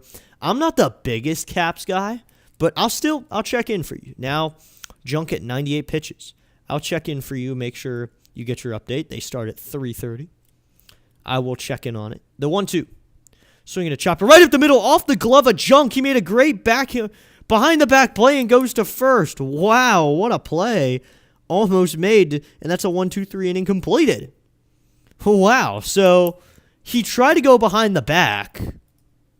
He tried to go behind the back catch off the grounder, went off his glove, recovered, and fired over to first in time for the out. So that is what's happened there. That was interesting. Good play by Junk, and probably a good way to end his outing. So we'll now head to the 6th inning, and it's still a 5-1 game. I might flip between some games. We'll check in on what else is going on.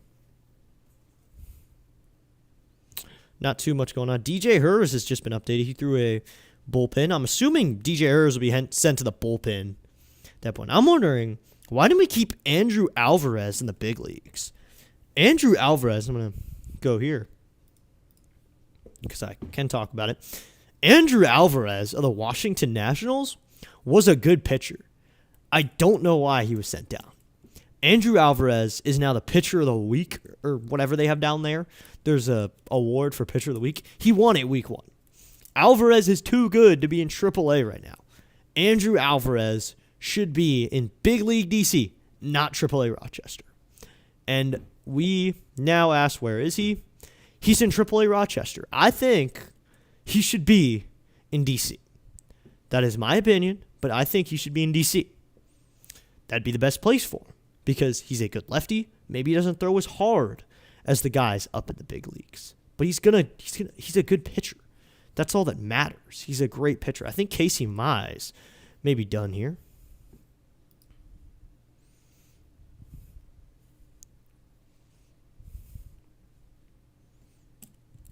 We'll see if Mize is out of this game. Top of the 6th inning coming up. Mize only had like 70 pitches, too. Around 70 pitches, so the count isn't that bad. That's not the problem here. Is he back out there? Let's go. Casey Mize is back out there. Into the line, first pitch is high ball one. It's Liam Hicks, the designated hitter. He's 1 for 2. He has a ground out and a single. He's hitting .300 on the year with 3 bombs. The 1-0. This one is called strike one on the outside corner, and it's evened up at 1-1.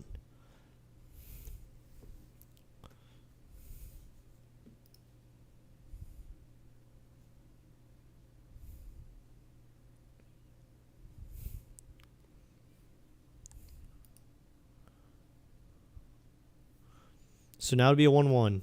Into the wind. Here's the pitch. It is outside. One of my friends is a Pens fan, her, and I have been, it's kind of a Pens fan, her, and I have been trash talking her. Maybe because we have other guys that are more proven and we may have other guys that we trust more. Yeah, I think that's a good assumption. This one is grounded to the second baseman, McKinstry. He fires over to first, out number 1 in the books. So now Mize has worked 5 1/3. No problem with the pitch count too much so far. He just got Liam Hicks to ground out, and that'll bring up Otto Lopez, the shortstop, with 1 out here in the 6th.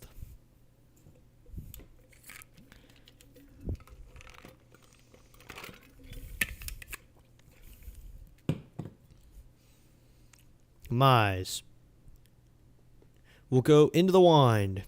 First pitch to Otto Lopez is low and outside, ball 1 with a slurve, and it's a 1-0 count. Otto Lopez hitting .340, a home run and RBI. He's got 2 doubles in today's game. He's 2 for 2. I'm assuming he might get moved up in the lineup a little bit after this performance. That's inside ball 2 with a splitter, and it's a 2-0 count. 70 pitches for Mize in the game. We'll see how this pitch count takes him. The 2-0, swinging a fly ball back out of play, so it'll be 2-1. It's weird to see Javi on the bench right now. Javier Baez sits on the bench with a hoodie on. Played yesterday in the leadoff spot. The leadoff spot now is McGonigal, the shortstop. The 2-1, swinging a ground ball. This is going to be fielded cleanly by McGonigal. He goes to first with it. Not in time. Pulls the first baseman, Torkelson, off the bag. And on first now is Lopez, the shortstop. Wow there. We'll see what they score. And he's on an air. E6.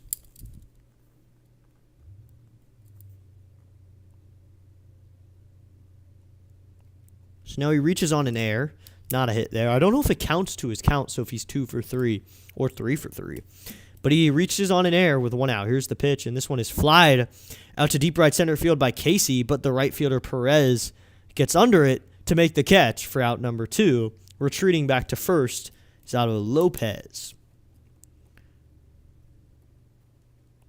Right fielder Casey managed to make the play. So now it'll be Connor Norby, the first baseman. He's over 2 with a strikeout and a sac fly.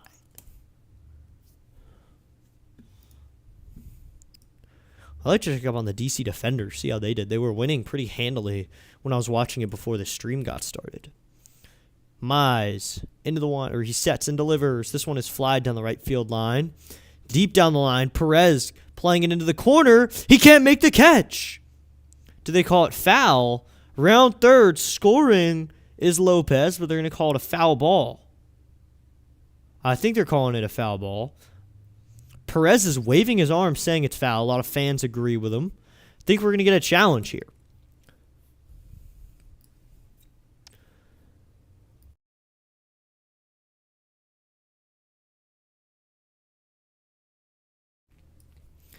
So the Tigers coach will come out and talk about this with the umpires.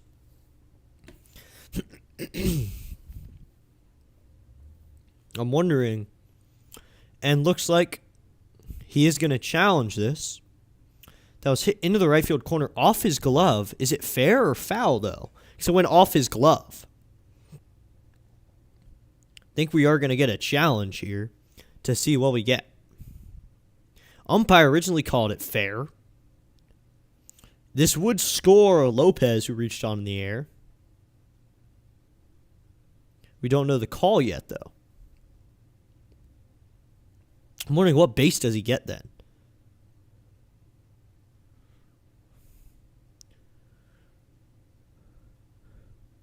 So I think they're going to give him second and third, and Casey Mize is out of this game. Casey Mize is going to be yanked. So they're giving him second and third as if it was a ground rule double. So Norby has a double. He's at second, and that'll end the day for Casey Mize. So Casey Mize is yanked after 5 2/3. We'll see who the Tigers bullpen will go to.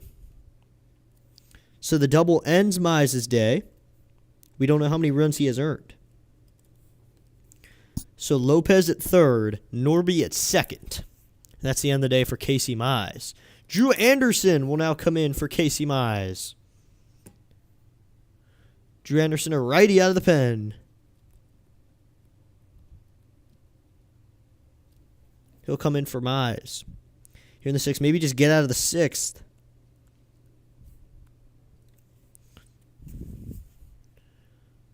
So now, 5 2/3 worked by the starter Mize. So a good start, good quality start. He had 6 hits. We don't know how many runs he gave up. Only 1 walk and 5 strikeouts. So a good outing there. I think we can call it a successful outing for him. He is the pitcher of record currently.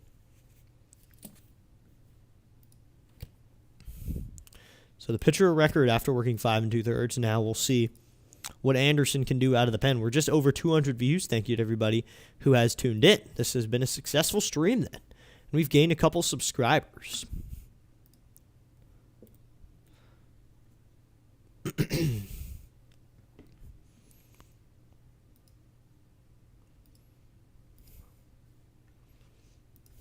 We got plenty of people in the chat. Be sure to hit that like button. Hit that subscribe button. Help the stream out.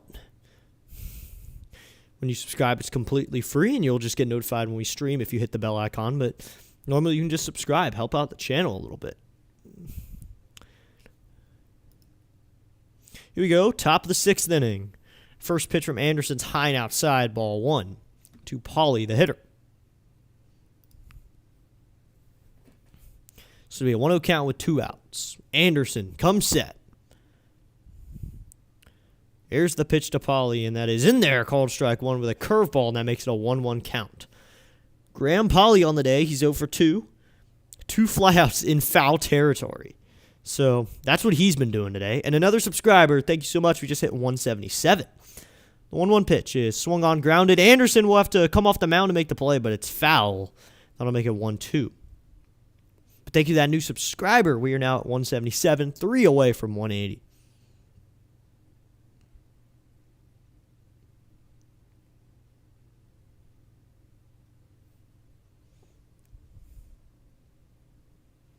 So it'll be 1-2 with 2 outs.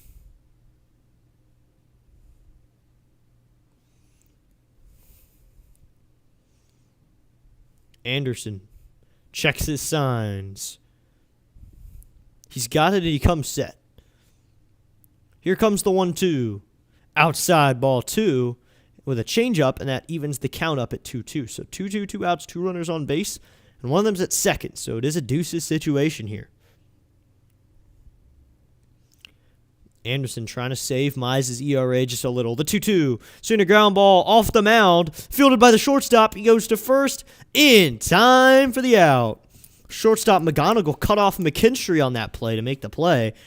But in the end, they get the out. So that'll end the inning. Anderson only ends up working 1 inning, or a third of an inning. Only 1 run and 1 run earned to Mize. And Anderson gets out of it. 1 hit, an error in the inning. So now both teams have an error. And we head to, and 2 runners left on base. We will head to now the bottom of the 6th inning. It is still 5-1 as we head to the bottom of the 6th. So the Nationals' starting lineup has not been posted yet. They started in a little less than 5 hours. I'm assuming we're going to get some of the starters from last night. Maybe House will be back in the order. Wood will probably be back in leadoff spot. He's been one of our hottest hitters, so wouldn't be surprised.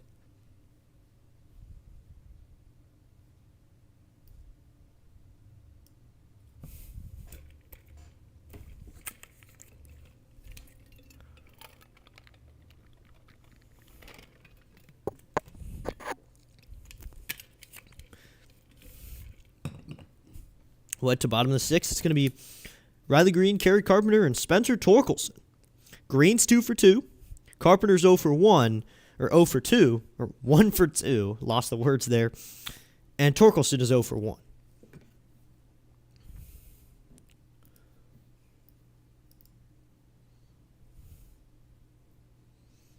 So here we go. We're going to head to bottom six.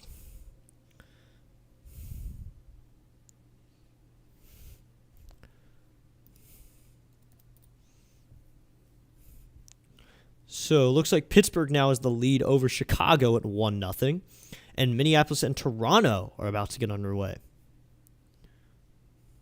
A lot of games. And John King will now take the mound. He's a lefty. John King will come in for Miami. So 5 complete innings by Junk. No more. 5 innings, 5 hits, 5 runs, all 5 earned. So Anderson will face Riley Green, the lefty. First pitch is way inside, ball 1. Backed Green off the plate there, and it's a 1-0 count. 5 hits, 5 runs, all 5 of them earned. He had 2 walks and 3 strikeouts. Anderson sets, or King, the pitch is in there, called strike 1 with a sweeper. Swept its way right back into the zone, and it's a 1-1 count.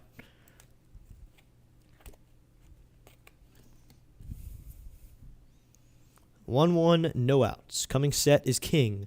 The 1-1 is swung on, hit hard down the right field line and foul, and now it would be a 1-2. Riley Green hit the ball a ton, so we'll see how he does. So I'm just checking this now. My friend Pierre Drilling in Sports, also on YouTube, is at 8.73K subscribers. Help him hit 10K. That's his goal. Here's the pitch, and this outside, and it'll be a 2-2 count. And he also covers MLB power rankings as well. Be sure to tune in with him for all those things he does. And help him hit 10K. The 2-2 is swung on, grounded. This one is at the second baseman, Edwards. He goes to first with it for out number 1.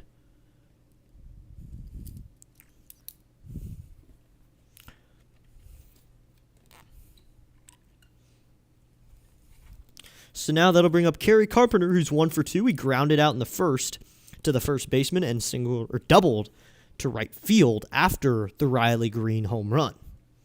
So Riley Green has been retired now. No one was able to do that before. The first pitch from King Carpenter, and that gets Carpenter on a curveball, sends Kerry Carpenter to first base. So he takes a hit by pitch. He'll be on first with 1 out. So he takes a hit batter. And now Spencer Torkelson will come up to the plate. He's 0 for 1 with a walk and a strikeout.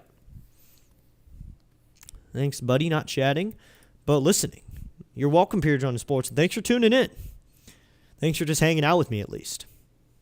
Help him hit 10K. He is really close. I'm excited to see him hit it. Coming set is King. First pitch to Torkelson is in there, called strike 1 with a fastball, and it's an 0-1 count. 0-1, 1 out.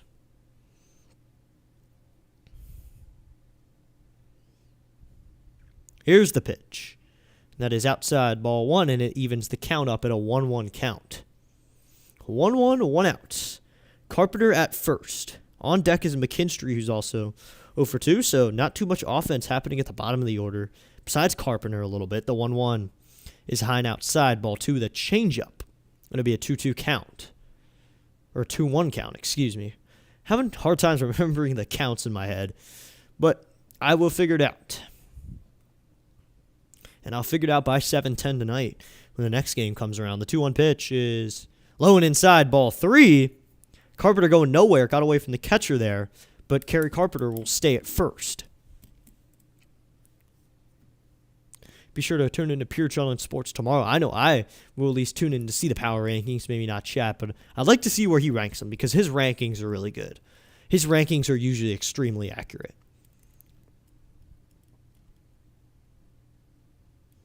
Coming set is King.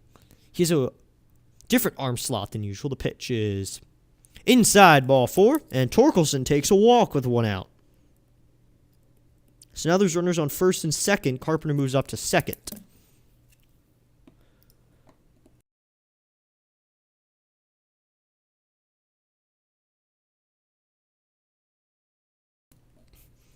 And now that'll bring up Zach McKinstry.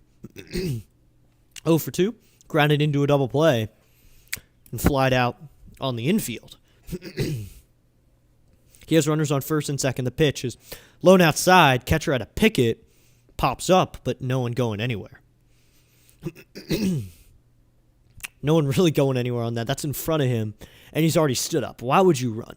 He has you gunned dead to rights if you run there. So it'll be 1-0 and 1 out.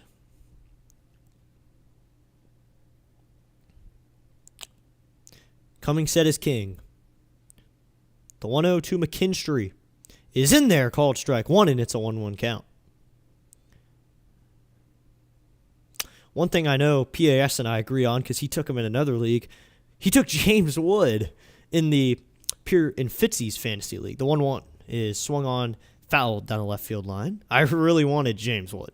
James Wood is the guy for me right now. 5 of my 6 teams, James Wood's the offensive guy right now. James Wood has been absolutely amazing, and he's racking up the fantasy points too. So it'll be 1-2, 1 out. Coming set is king. He's set at the belt. He delivers. And that is swung on and missed on a sweeper away from the hitter McKinstry. Strikeout number 1 for King here in his 6th inning. Sets out number 2, and that'll bring up Matt Vierling, the center fielder.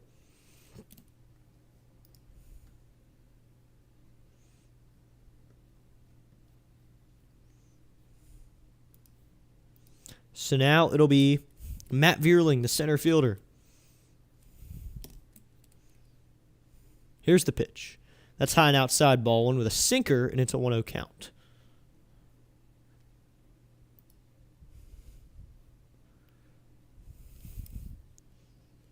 King checks his signs. He comes set. Here's the 1-0 pitch.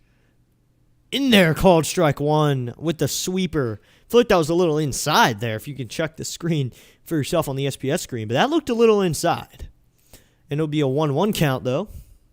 Looking back on the screen, yes, that's inside. I feel like that's a ball. And Vierling will take his time out, take a step out, and make sure he's okay. He's got 2 outs and a runner on first and second.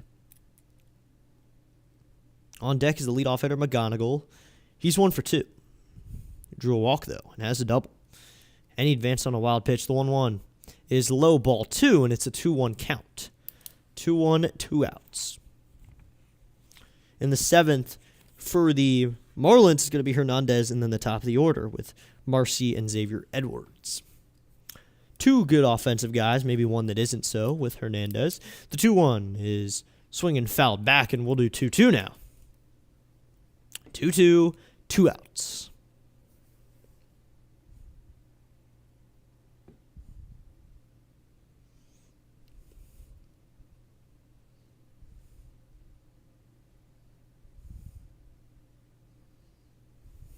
Set, and the 2-2 pitch is a curveball that's outside. Oh, called strike 3. Wow, that one was outside, like way outside on that one, but he gets the call to end the inning. So no hits in the inning. A hit batsman and a walk leaves 2 on base, and we will head to the top of the 7th. We're going to take a quick break. We'll be back for the 7th inning. Don't touch that dial. Don't touch that channel. We'll be back in just a moment to cover the rest of the game for you right here on District Nation. We'll be back in just a moment.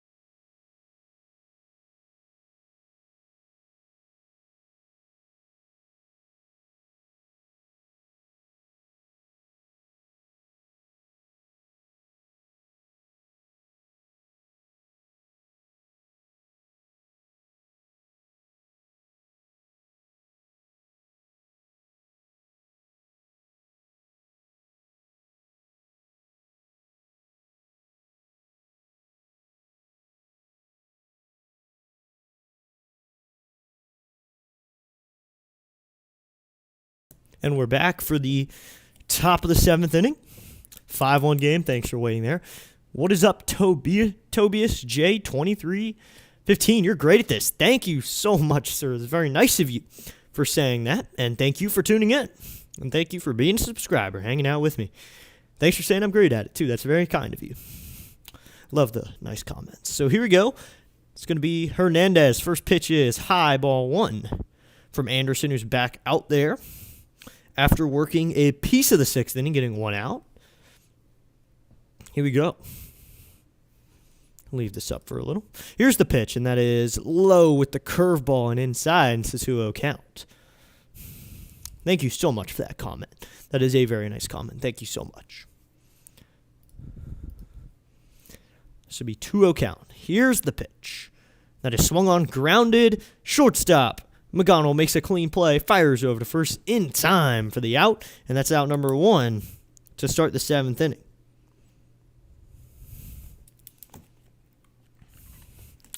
Anderson could finish this inning, and then make it easier on the rest of the bullpen to get some outs. A lot of the votes are saying Tigers in the poll.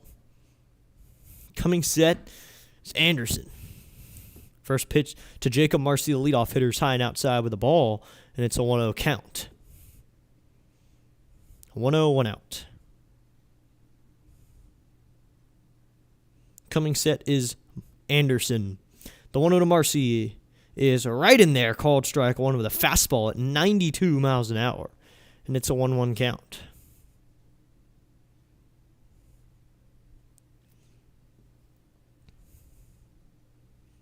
Here's the 1-1. That is a curveball that stays upstairs, and it's a 2-1 count. Didn't really drop into the zone. He probably wanted that to find a little bit of the zone. And it'll be a 2-1 count.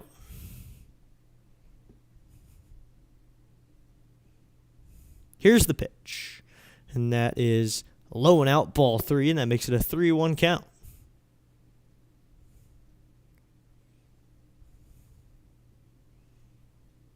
(3-1 to 1 out). Anderson sets. Here's the pitch, and that is in there, called strike 2 with a fastball, and that fills the count up to 3-2. So 3-2, 1 out. Anderson comes set. Time called by the hitter Marcy, who took a timeout. So now at 3-2, he'll take his timeout. 3-2, 1 out.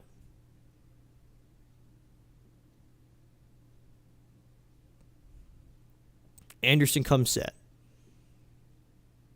The 3-2 pitch is swung on, grounded foul, and we'll do 3-2 again.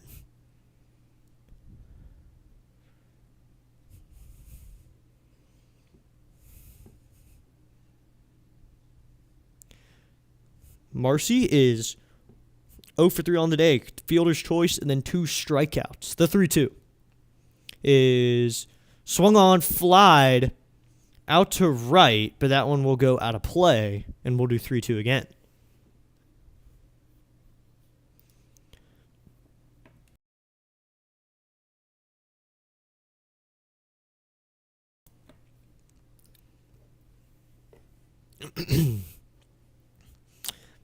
On deck is Xavier Edwards.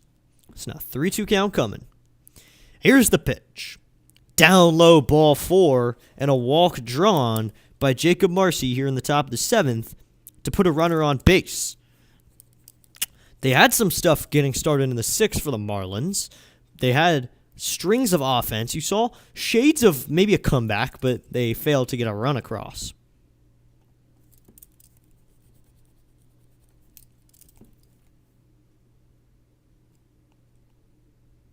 It's going to be Xavier Edwards. First pitch to Edwards is in there, called strike 1 with a fastball, and it's an 0-1 count.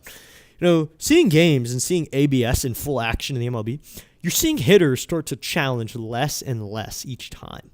I think they don't want to challenge as much. Coming set is Anderson. The 0-1 is low, ball 1 with a changeup, and that evens the count up at a 1-1 count. So 1-1, 1 out. Coming set is Anderson. Here's the delivery. Swinging a ground ball. This is fielded by the first baseman. He can take it and tag the bag. Does not go to second. So it's a 3 unassisted for out number 2. But going to second is Marcy. So now there's 2 outs. And on second is Marcy, and Ramirez will come up with a runner in scoring position and 2 outs. Gustin Ramirez, he's 1 for 3. He has a single, a strikeout, and a groundout. That was fielded kind of cleanly by Torkelson. Then he bobbled it a little bit and just touched the bag. Couldn't go any more than that. Ramirez grounds this one fouled on third baseline. So here we go.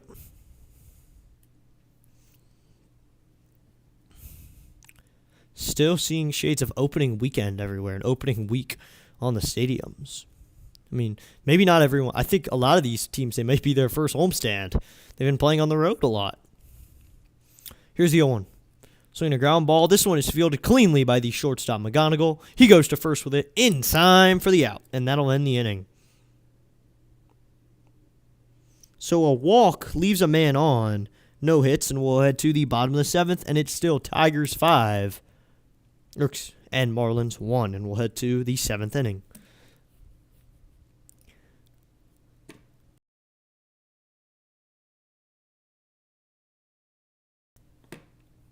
So now we'll head to the bottom of the 7th inning. It's going to be the top with McGonigal, Perez, and Keith for the Tigers to hit. We'll see if there's a pitching change for the Marlins if they go to a new arm. It's going to be Kevin McGonigal, Wenzel Perez, and Cole Keith for the bottom of the 7th.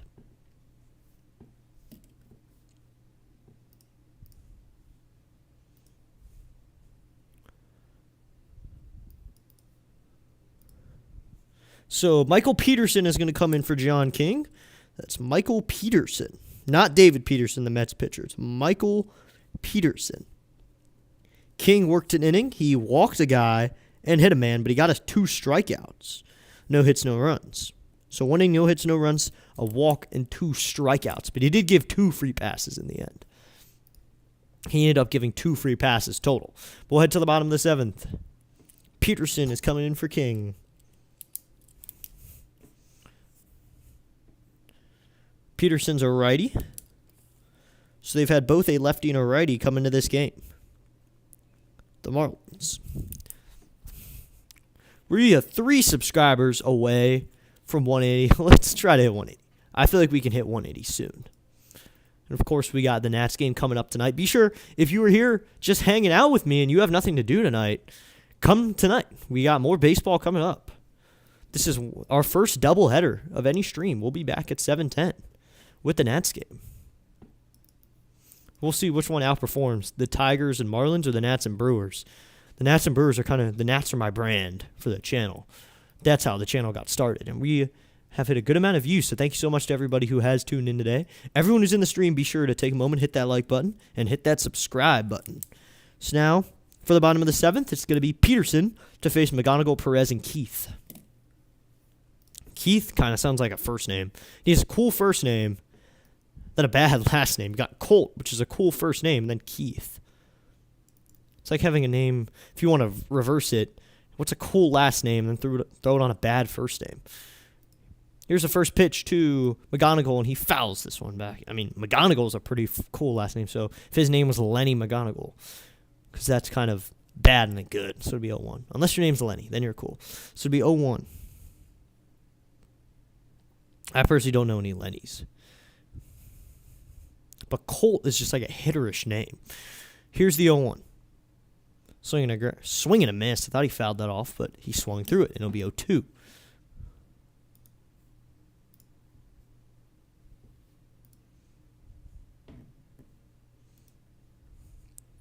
Coming set is Peterson. Here's the 0-2 pitch.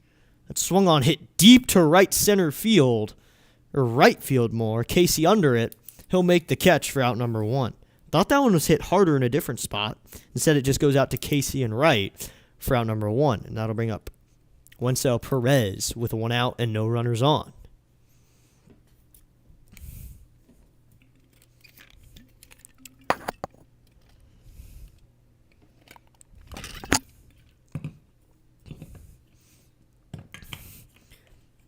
Here's the first pitch to Wencel Perez, and he swings and flies this one down the left field line and found. There we go. Subscriber 178. We're now 2 away from 180. Let's go. Thank you to that new subscriber and subscribing and joining the nation. That's how I end every post. I always say join the nation at the end of every post. Coming set is Peterson. The 0-1 to Perez. It's low and inside. Ball 1 almost got Perez, but he gets out of the way in time.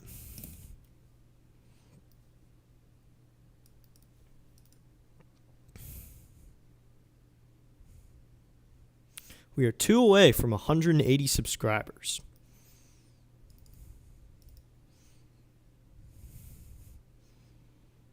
Here's the 1-1. Low ball 2, and that makes it a 2-1 count.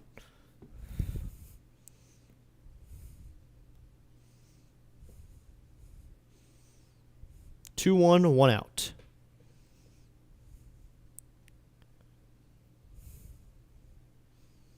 Coming set is Peterson, the pitch. Swinging a fly ball, hit well to center. Going back is Marcy, and he makes the catch a few steps in front of the track for out number 2. So now that'll bring up Colt Keith. He's 1 for 3, 2 strikeouts, and a double. So we'll see what Colt Keith can get done here. So this is our 4th stream of April. Tonight will be our 4th stream of April. Didn't think we'll be able to call this many games in April.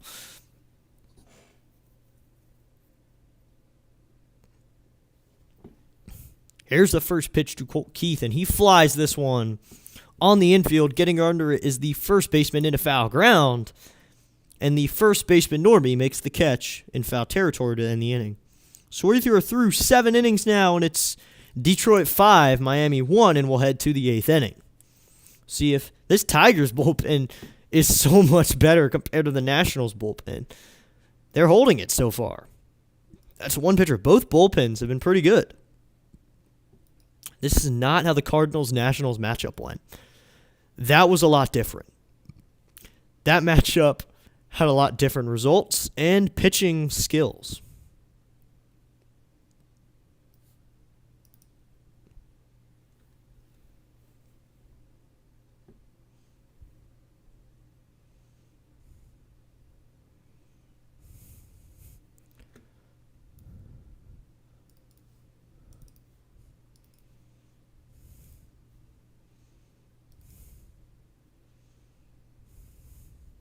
So we'll head to the bottom or top 8. It's going to be Hicks, Lopez, Casey for the Marlins. See if they can get the offense going at all.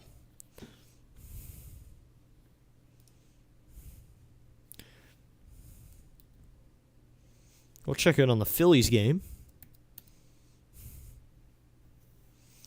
Looks like we got some baseball going now. The Minnesota and Toronto game's gotten underway. Pittsburgh has a 3-0 lead over Chicago. And the Phillies continue to lead the Diamondbacks 4-2.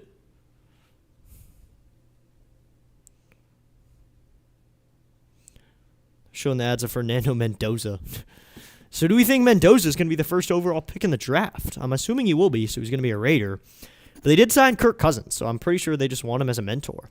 To Mendoza, get a veteran in to help him. April 23rd to 25th, the draft. That is coming up very soon.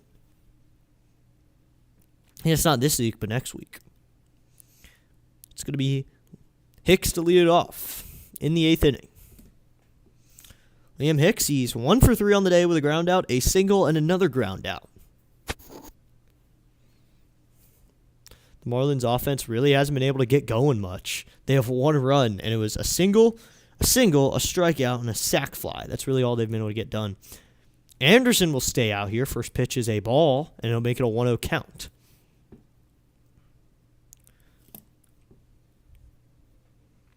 Here's the 1-0 pitch, and that one is in there, called strike 1. A little bit outside, but we're going to give him it, so it'll be a 1-1 count.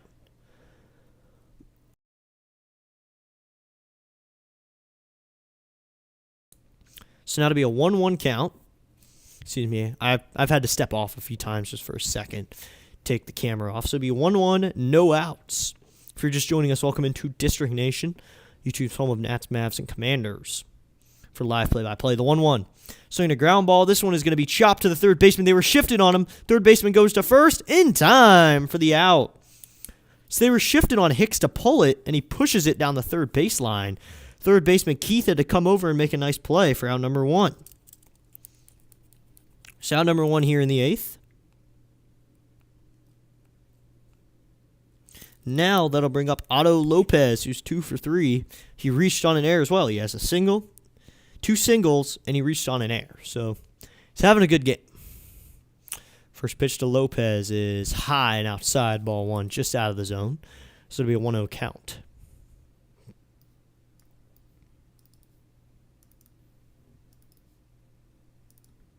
Here's the pitch, and this one is grounded foul down the first base line, and that evens up the count at 1-1.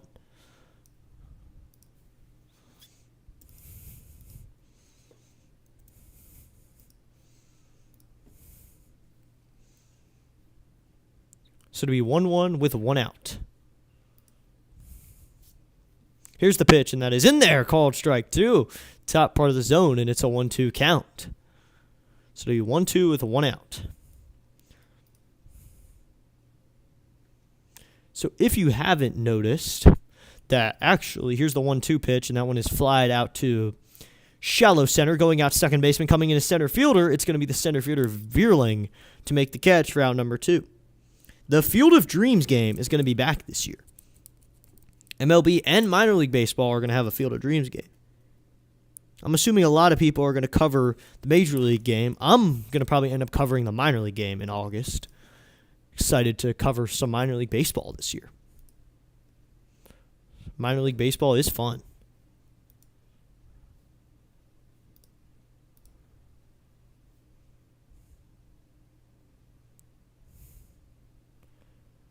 So first pitch is in there, called strike 1, and it's an 0-1 count.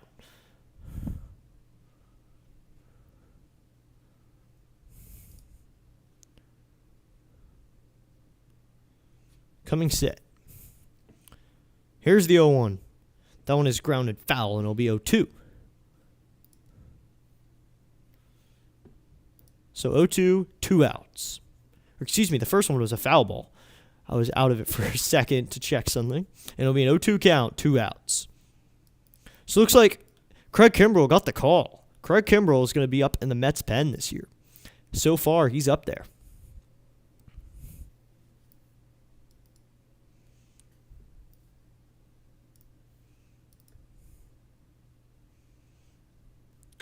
Here's the 0-2 pitch, and that one is just outside. It's a 1-2 count. 1-2, 2 outs.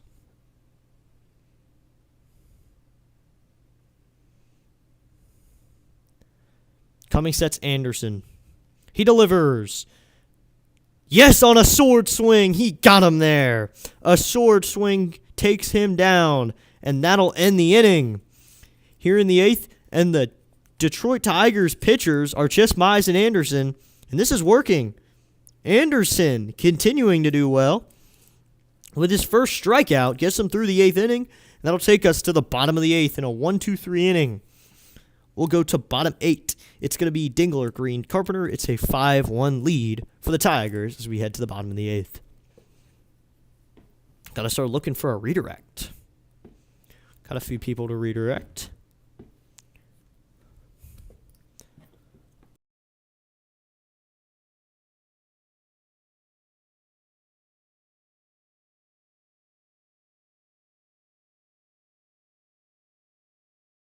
For that, here we go. We're back. We're going to head to bottom 8. It's going to be Dingler, Green, Carpenter, as I mentioned.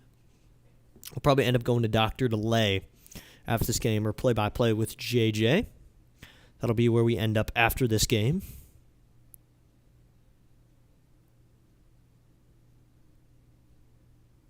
If you enjoy this play-by-play, I'm sending you to a channel that's also going to do it if you're new to play-by-play on YouTube.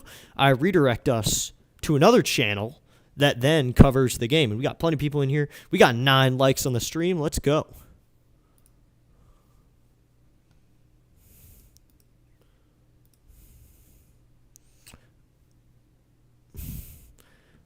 Hey, Nationals fan, go Yankees. Okay. Go Yankees. What? There's the District Nation. What is up, Rising Rhino? What's up? Thank you for tuning in, Rhino. The chat thing wasn't working for a second, but thank you for tuning in. I appreciate the shout out. You're doing a great job. I'll spread the word about your channel. Thank you so much, sir, for spreading the word. What is up, Rhino? Rhino, I assume you've been following UFL. How are my defenders doing? I'm kind of rooting for them, just keeping in touch with the defenders, making sure they're doing well. We got a 5-1 game here. If you are just joining us, thank you for tuning in. And Nationals fan, go Yankees. Okay. I don't really care who you root for. Thanks for tuning in. You can have arguments all you want. Here's the first pitch from the new Marlins arm, and it's grounded to the third baseman. Paulie goes to first in time for the out to get Dingler down on one pitch. Is this a new pitcher on the mound? It's going to be Bender on the mound now for the Marlins.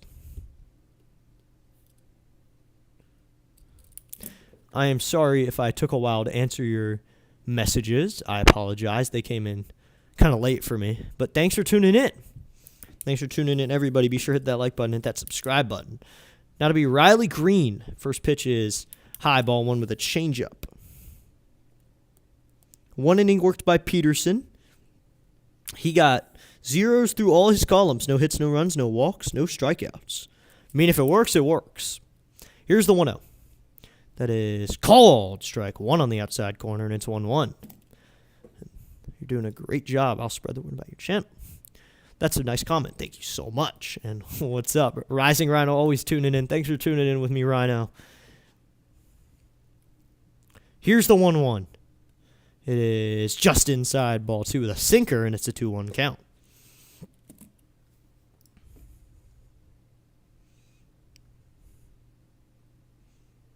So it'll be 2-1, 1 out.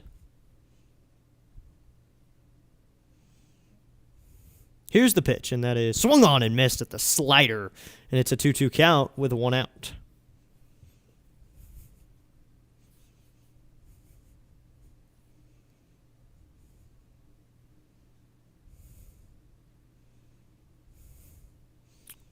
Here's the 2-2, swinging a foul back.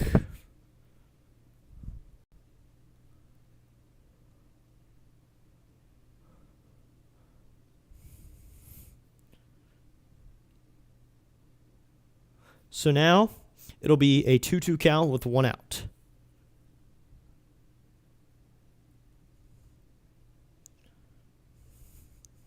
So it'll be 2-2 with 1 out.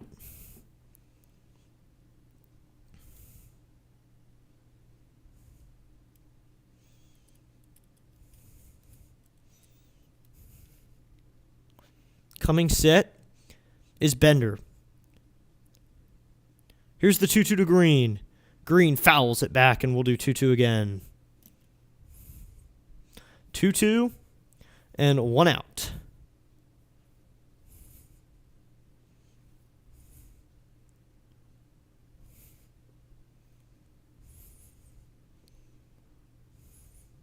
So it'll be 2-2. The pitch to Green is low, ball 3. So that fills up the count to 3-2. It'll be 3-2 with 1 out.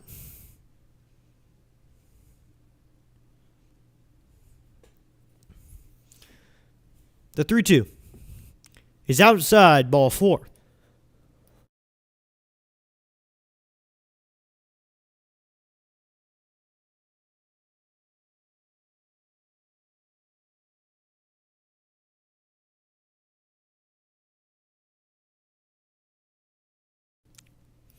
Just had to step off there for a second, but Green draws a walk. So now a runner on first with 1 out. First throw over back in safely is Riley Green.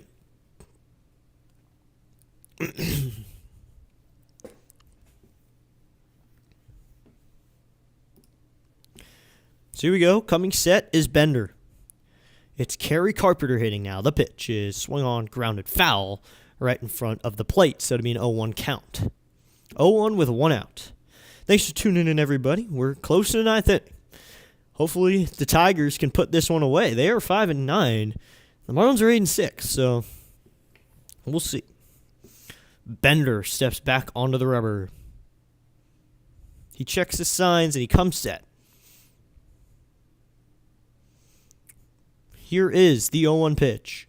Swinging a fly ball to shallow right center, going out of second baseman. It's going to be the right fielder, Casey, to make the catch for out number 2. So now there's 2 outs here in the bottom of the 8th.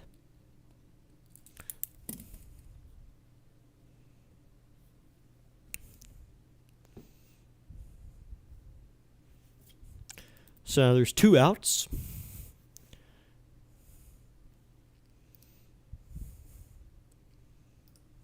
Thanks for tuning in, everybody who has voted in the poll and hit that like button. So we're up to, check on the like count. First pitch to Spencer Torkelson is inside, ball 1. We're up to 9 likes. Let's go. Got a good amount of likes on this stream. I still am debating where we're going to redirect to. So it'll be 2 outs. I'm going to post a link in the chat and you can just head over there. Here is the 1-0 pitch, and that one is in there. Strike, throw down to second base, and Riley Green is into second with a stolen base. Riley Green, not really known for his speed, going to swipe a bag here in the bottom of the 8th inning.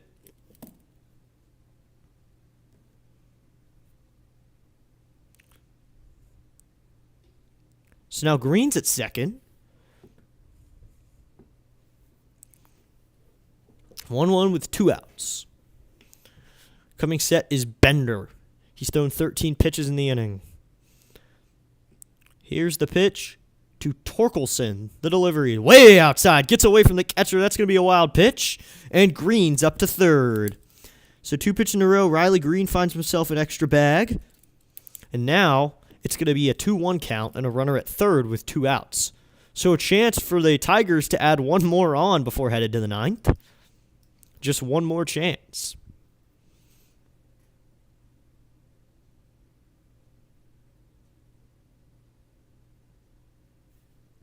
Coming set is Bender. He delivers. Outside. Cold strike 2. Okay.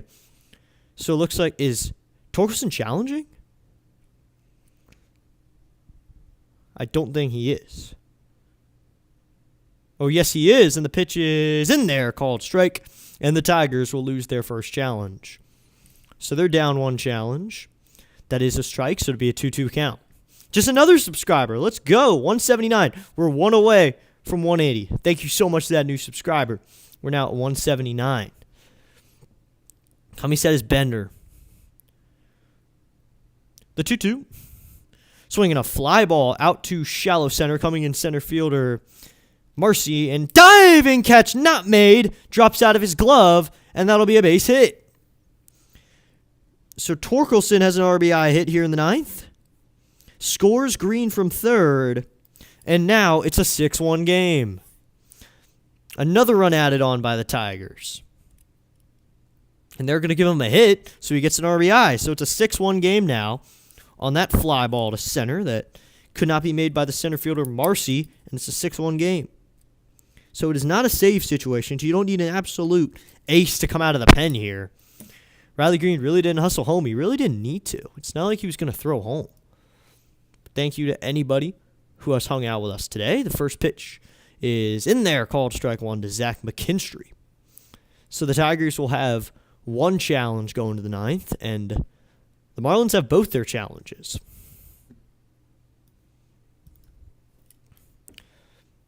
Bender sets. Here's the 0-1 to McKinstry. He swings and grounds this one to the second baseman. Edwards fields it cleanly, goes to first. Out number 3, inning over. So that'll end it. We're going to head to the 9th. 1 hit, 1 run. It was earned. We'll now head to the 9th inning.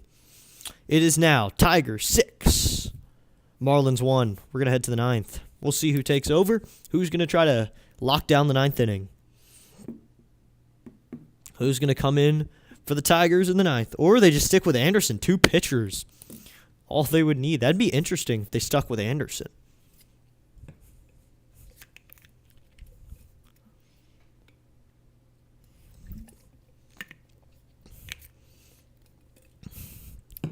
End of 8 innings. We have been through 8 innings of Tigers baseball. This is going to be kind of our final on the poll then. 48% said Tigers, 39% said Marlins, 9% said just here for a good game, and 4 wanted some extra innings. Everyone always wants extra innings. I feel like extra innings is always fun, but not when it's your team. When it's your team, you kind of want the win by that point.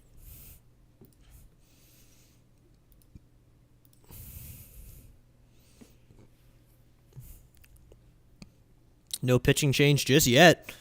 They might ride Anderson to the end. Just let him take him.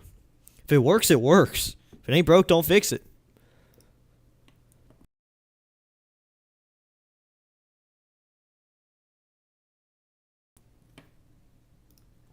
So head to the ninth. It's going to be Norby, Pauly Hernandez, 7-8-9. Connor Norby, Graham Pauly, and Heriberto Hernandez for the Marlins as they try to take this one to the ninth.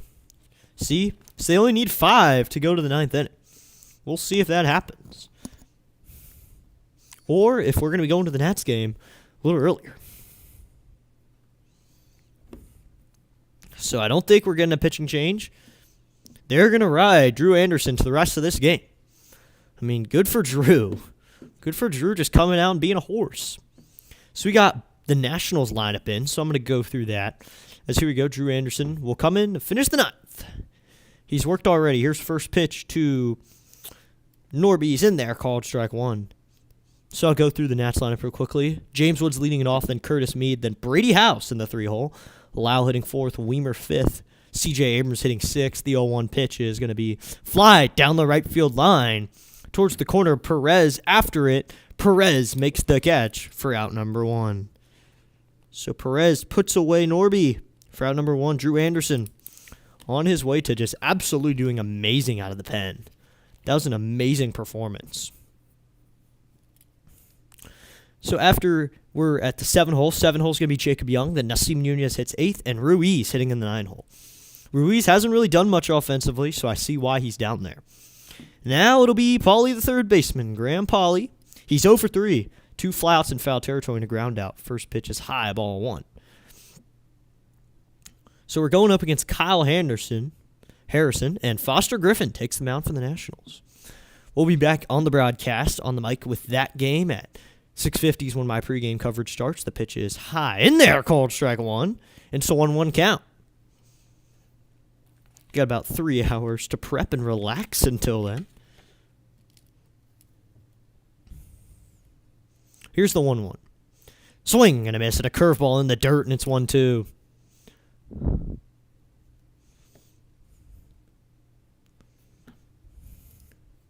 So it's 1-2, 1 out.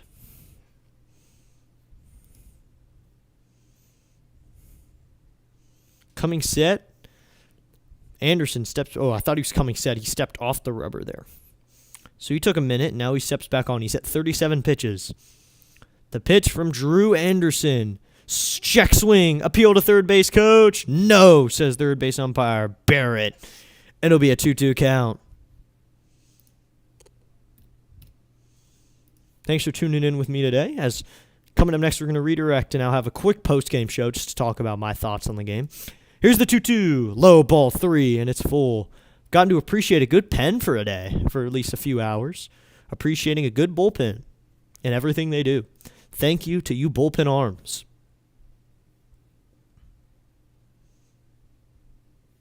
So I think I'm going to send you over to Dr. DeLay after this one. The pitch is fouled back. He is got a few people. I want someone who has less viewers so we can help him out a little bit.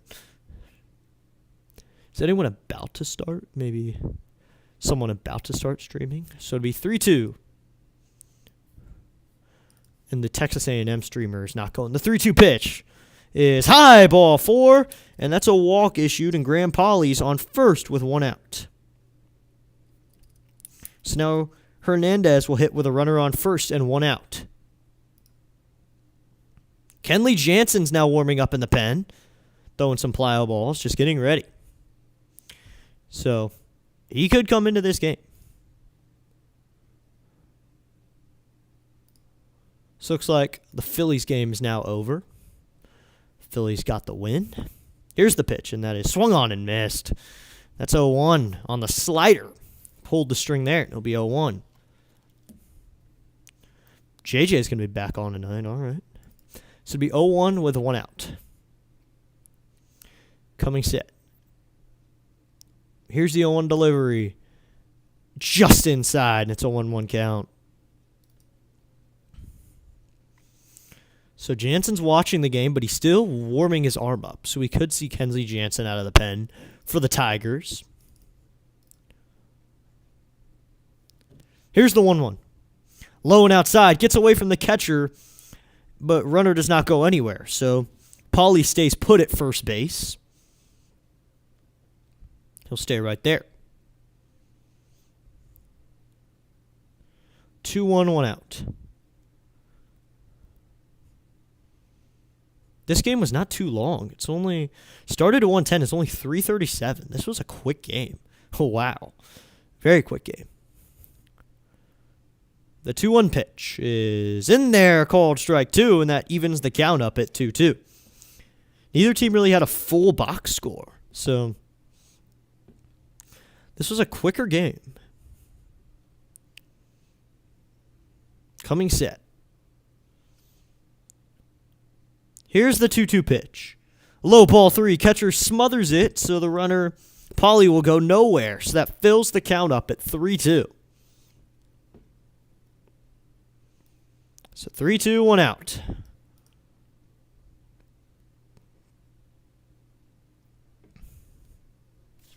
So it'll be 3-2.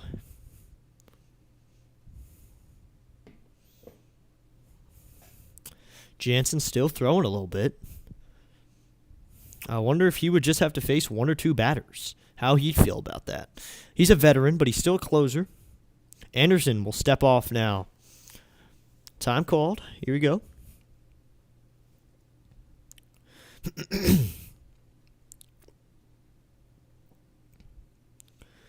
Checks him in. Comes set. Here comes the 3-2 delivery. The pitch is swung on and missed on the fastball right down the middle. Challenged him, and that one was swung right through. Out number 2 here in the 9th inning. Now the Tigers are 1 out away from a victory, and that out will come in Jacob Marcy. He's over 3, got a fielder's choice, 2 strikeouts looking, and a walk. So my advice to you, challenge him. Make him go after him. That's his best option. Coming set. First pitch to Jacob Marcy, and he fouls this one back, and it'll be 0-1. Some Tigers fans are coming to their feet now. Comerica Park's getting rowdy.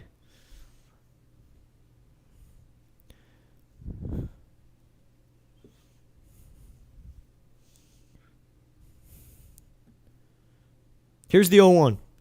Swinging a foul, and we'll do 0-2 now. And now they're down to their last strike. Anderson having a great game out of the pen. Drew Anderson did what probably no one thought he would do and have an absolutely long and great outing. He came in the 6th and has pitched since. Got 1 out in the 6th and has been riding since. Here is the 0-2. Just outside, ball 1. He's worked the 7th, 8th, and 9th completely. So far, he's doing great. And he has the 6th, though he will work 3 1/3. He has 3 already worked. Seeking to go 3 1/3. That'd be awesome for him. The 1-2 pitch. Outside, ball 2, and that makes the count 2-2. So 2-2 and 2 outs.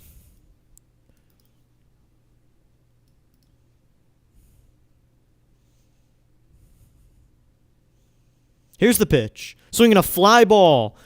Deep right. Going back is Perez at the track, at the wall. And is that one gone? It is fair, and it is gone. Is it? It's foul. Yes. And Marcy will have to go again. Thought that one was gone, but instead, just a long foul ball. So now it'll be 2-2, 2 outs. Thought he caught all of that one. Marcy thought he had it, and it's just foul. Thought that one was gone originally. Thought that one was here. 2-2, 2 outs.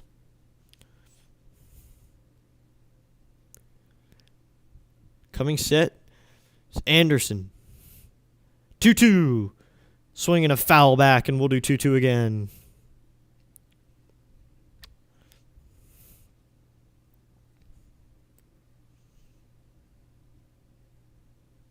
Two, 2 outs. This has been a quick game. Didn't think we'd be done in 2:40. Here's the pitch, and that one is fouled up into foul ground. Coming over his third baseman. This one will get out of play, though, into the dugout of the Tigers. They're on the third base side in their home stadium. Yeah, most baseball streams usually go about 3 hours. This one only got about 2:30, 2:40. We had some of those like that early on when we were streaming, but usually now we get 3 hours. We usually touch 3 hours. 2-2. Coming set is Drew Anderson, looking to have an absolutely amazing outing. He can get a strike right here and execute it. He sets. The 3-2, the 2-2. Swinging a fly ball down the left field line and foul. And we'll do 2-2 again.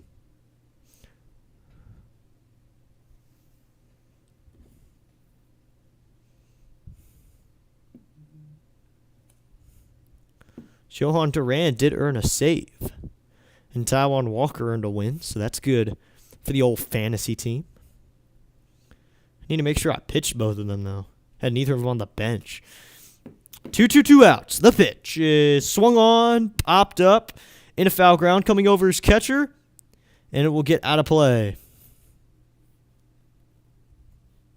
I'm not the worst in this fantasy league.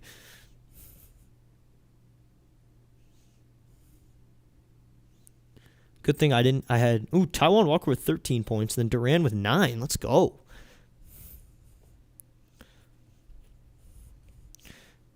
Anderson comes set.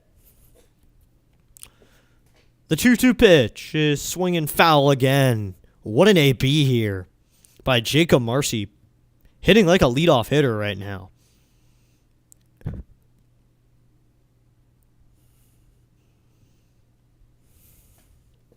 Two, 2 outs.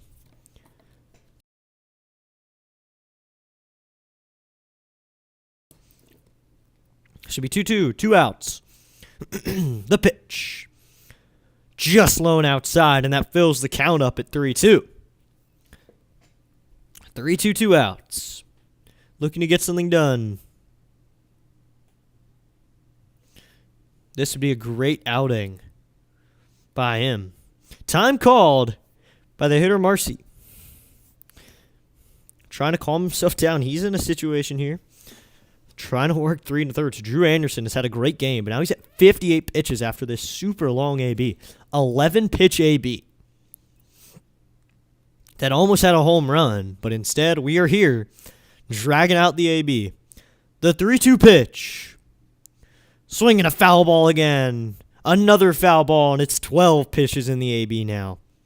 Anderson approaching 60 pitches now. Out of the pen.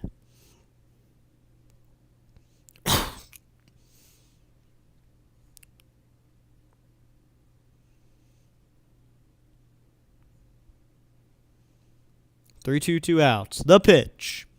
Swinging a foul ball again. He's hit 60 pitches. They're going to let him finish the batter probably, but this is a long AB. 13 pitches in the at-bat. Jacob Marcy does not want to give up.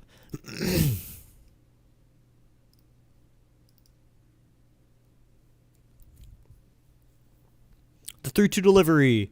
Swinging a ground ball. Fielded by the first baseman. He'll take it himself, and the Tigers secure a win. Spencer Torkelson with the fielded ground ball cleanly finishes the game. And at 3:45, they get the win. That game only took 2 hours and 35 minutes. A quick game. And there you go. The Tigers take it. Your final, Tigers 6, Marlins 1 after a 14-pitch AB. The Nationals, the Tigers are waiting to put it away. Wow, that was a good game. I mean, we saw Riley Green hit a 3-run bomb. That was a big moment. Of course, we saw some good hits. We saw Riley Green smoke some balls. We saw Kerry Carpenter get a little bit done. Carpenter with a nice hit. We saw some Torkelson offense. The Marlins were pretty quiet offensively. I knew, but the player of the game is Drew Anderson. Drew Anderson, 3 1/3 out of the pen. What an outing. Absolutely great outing. What more can you ask for out of an arm than 3 1/3 and 2 pitchers in the game? 3 1/3, no runs given up. After a good start from Casey Mize, too, Drew Anderson comes in and finishes it off. What a game. That was a good game by the Tigers. The Tigers managed to get quick outs, too. The bullpen arm that came out, Drew Anderson was efficient. Only struck out 2 guys because he was pitching to contact, and the field behind him was working. That was 3 1/3 innings out of the pen. The Nationals don't do that, really. There's not a guy. I think Brad Lord has probably done that before, more than 3 innings, but Anderson did it scoreless and did it well. He dominated in his time. Thank you so much to everyone who tuned in to today's broadcast. I've got our redirect link ready to go. Here you go. I'm going to throw that in the chat for you so you can head over there. Tell them I sent you. There you go. There is your redirect link. Click on that link. Head over to Dr. Lay. Thank you guys so much. Be sure to tune in once again. We will be back at 6:50. Tune back in on YouTube. Right back here. Right on this channel. 6:50 p.m. Eastern Standard Time. You will find me calling the Nats Brewers right here on District Nation. Thank you so much for tuning in. I will see you later.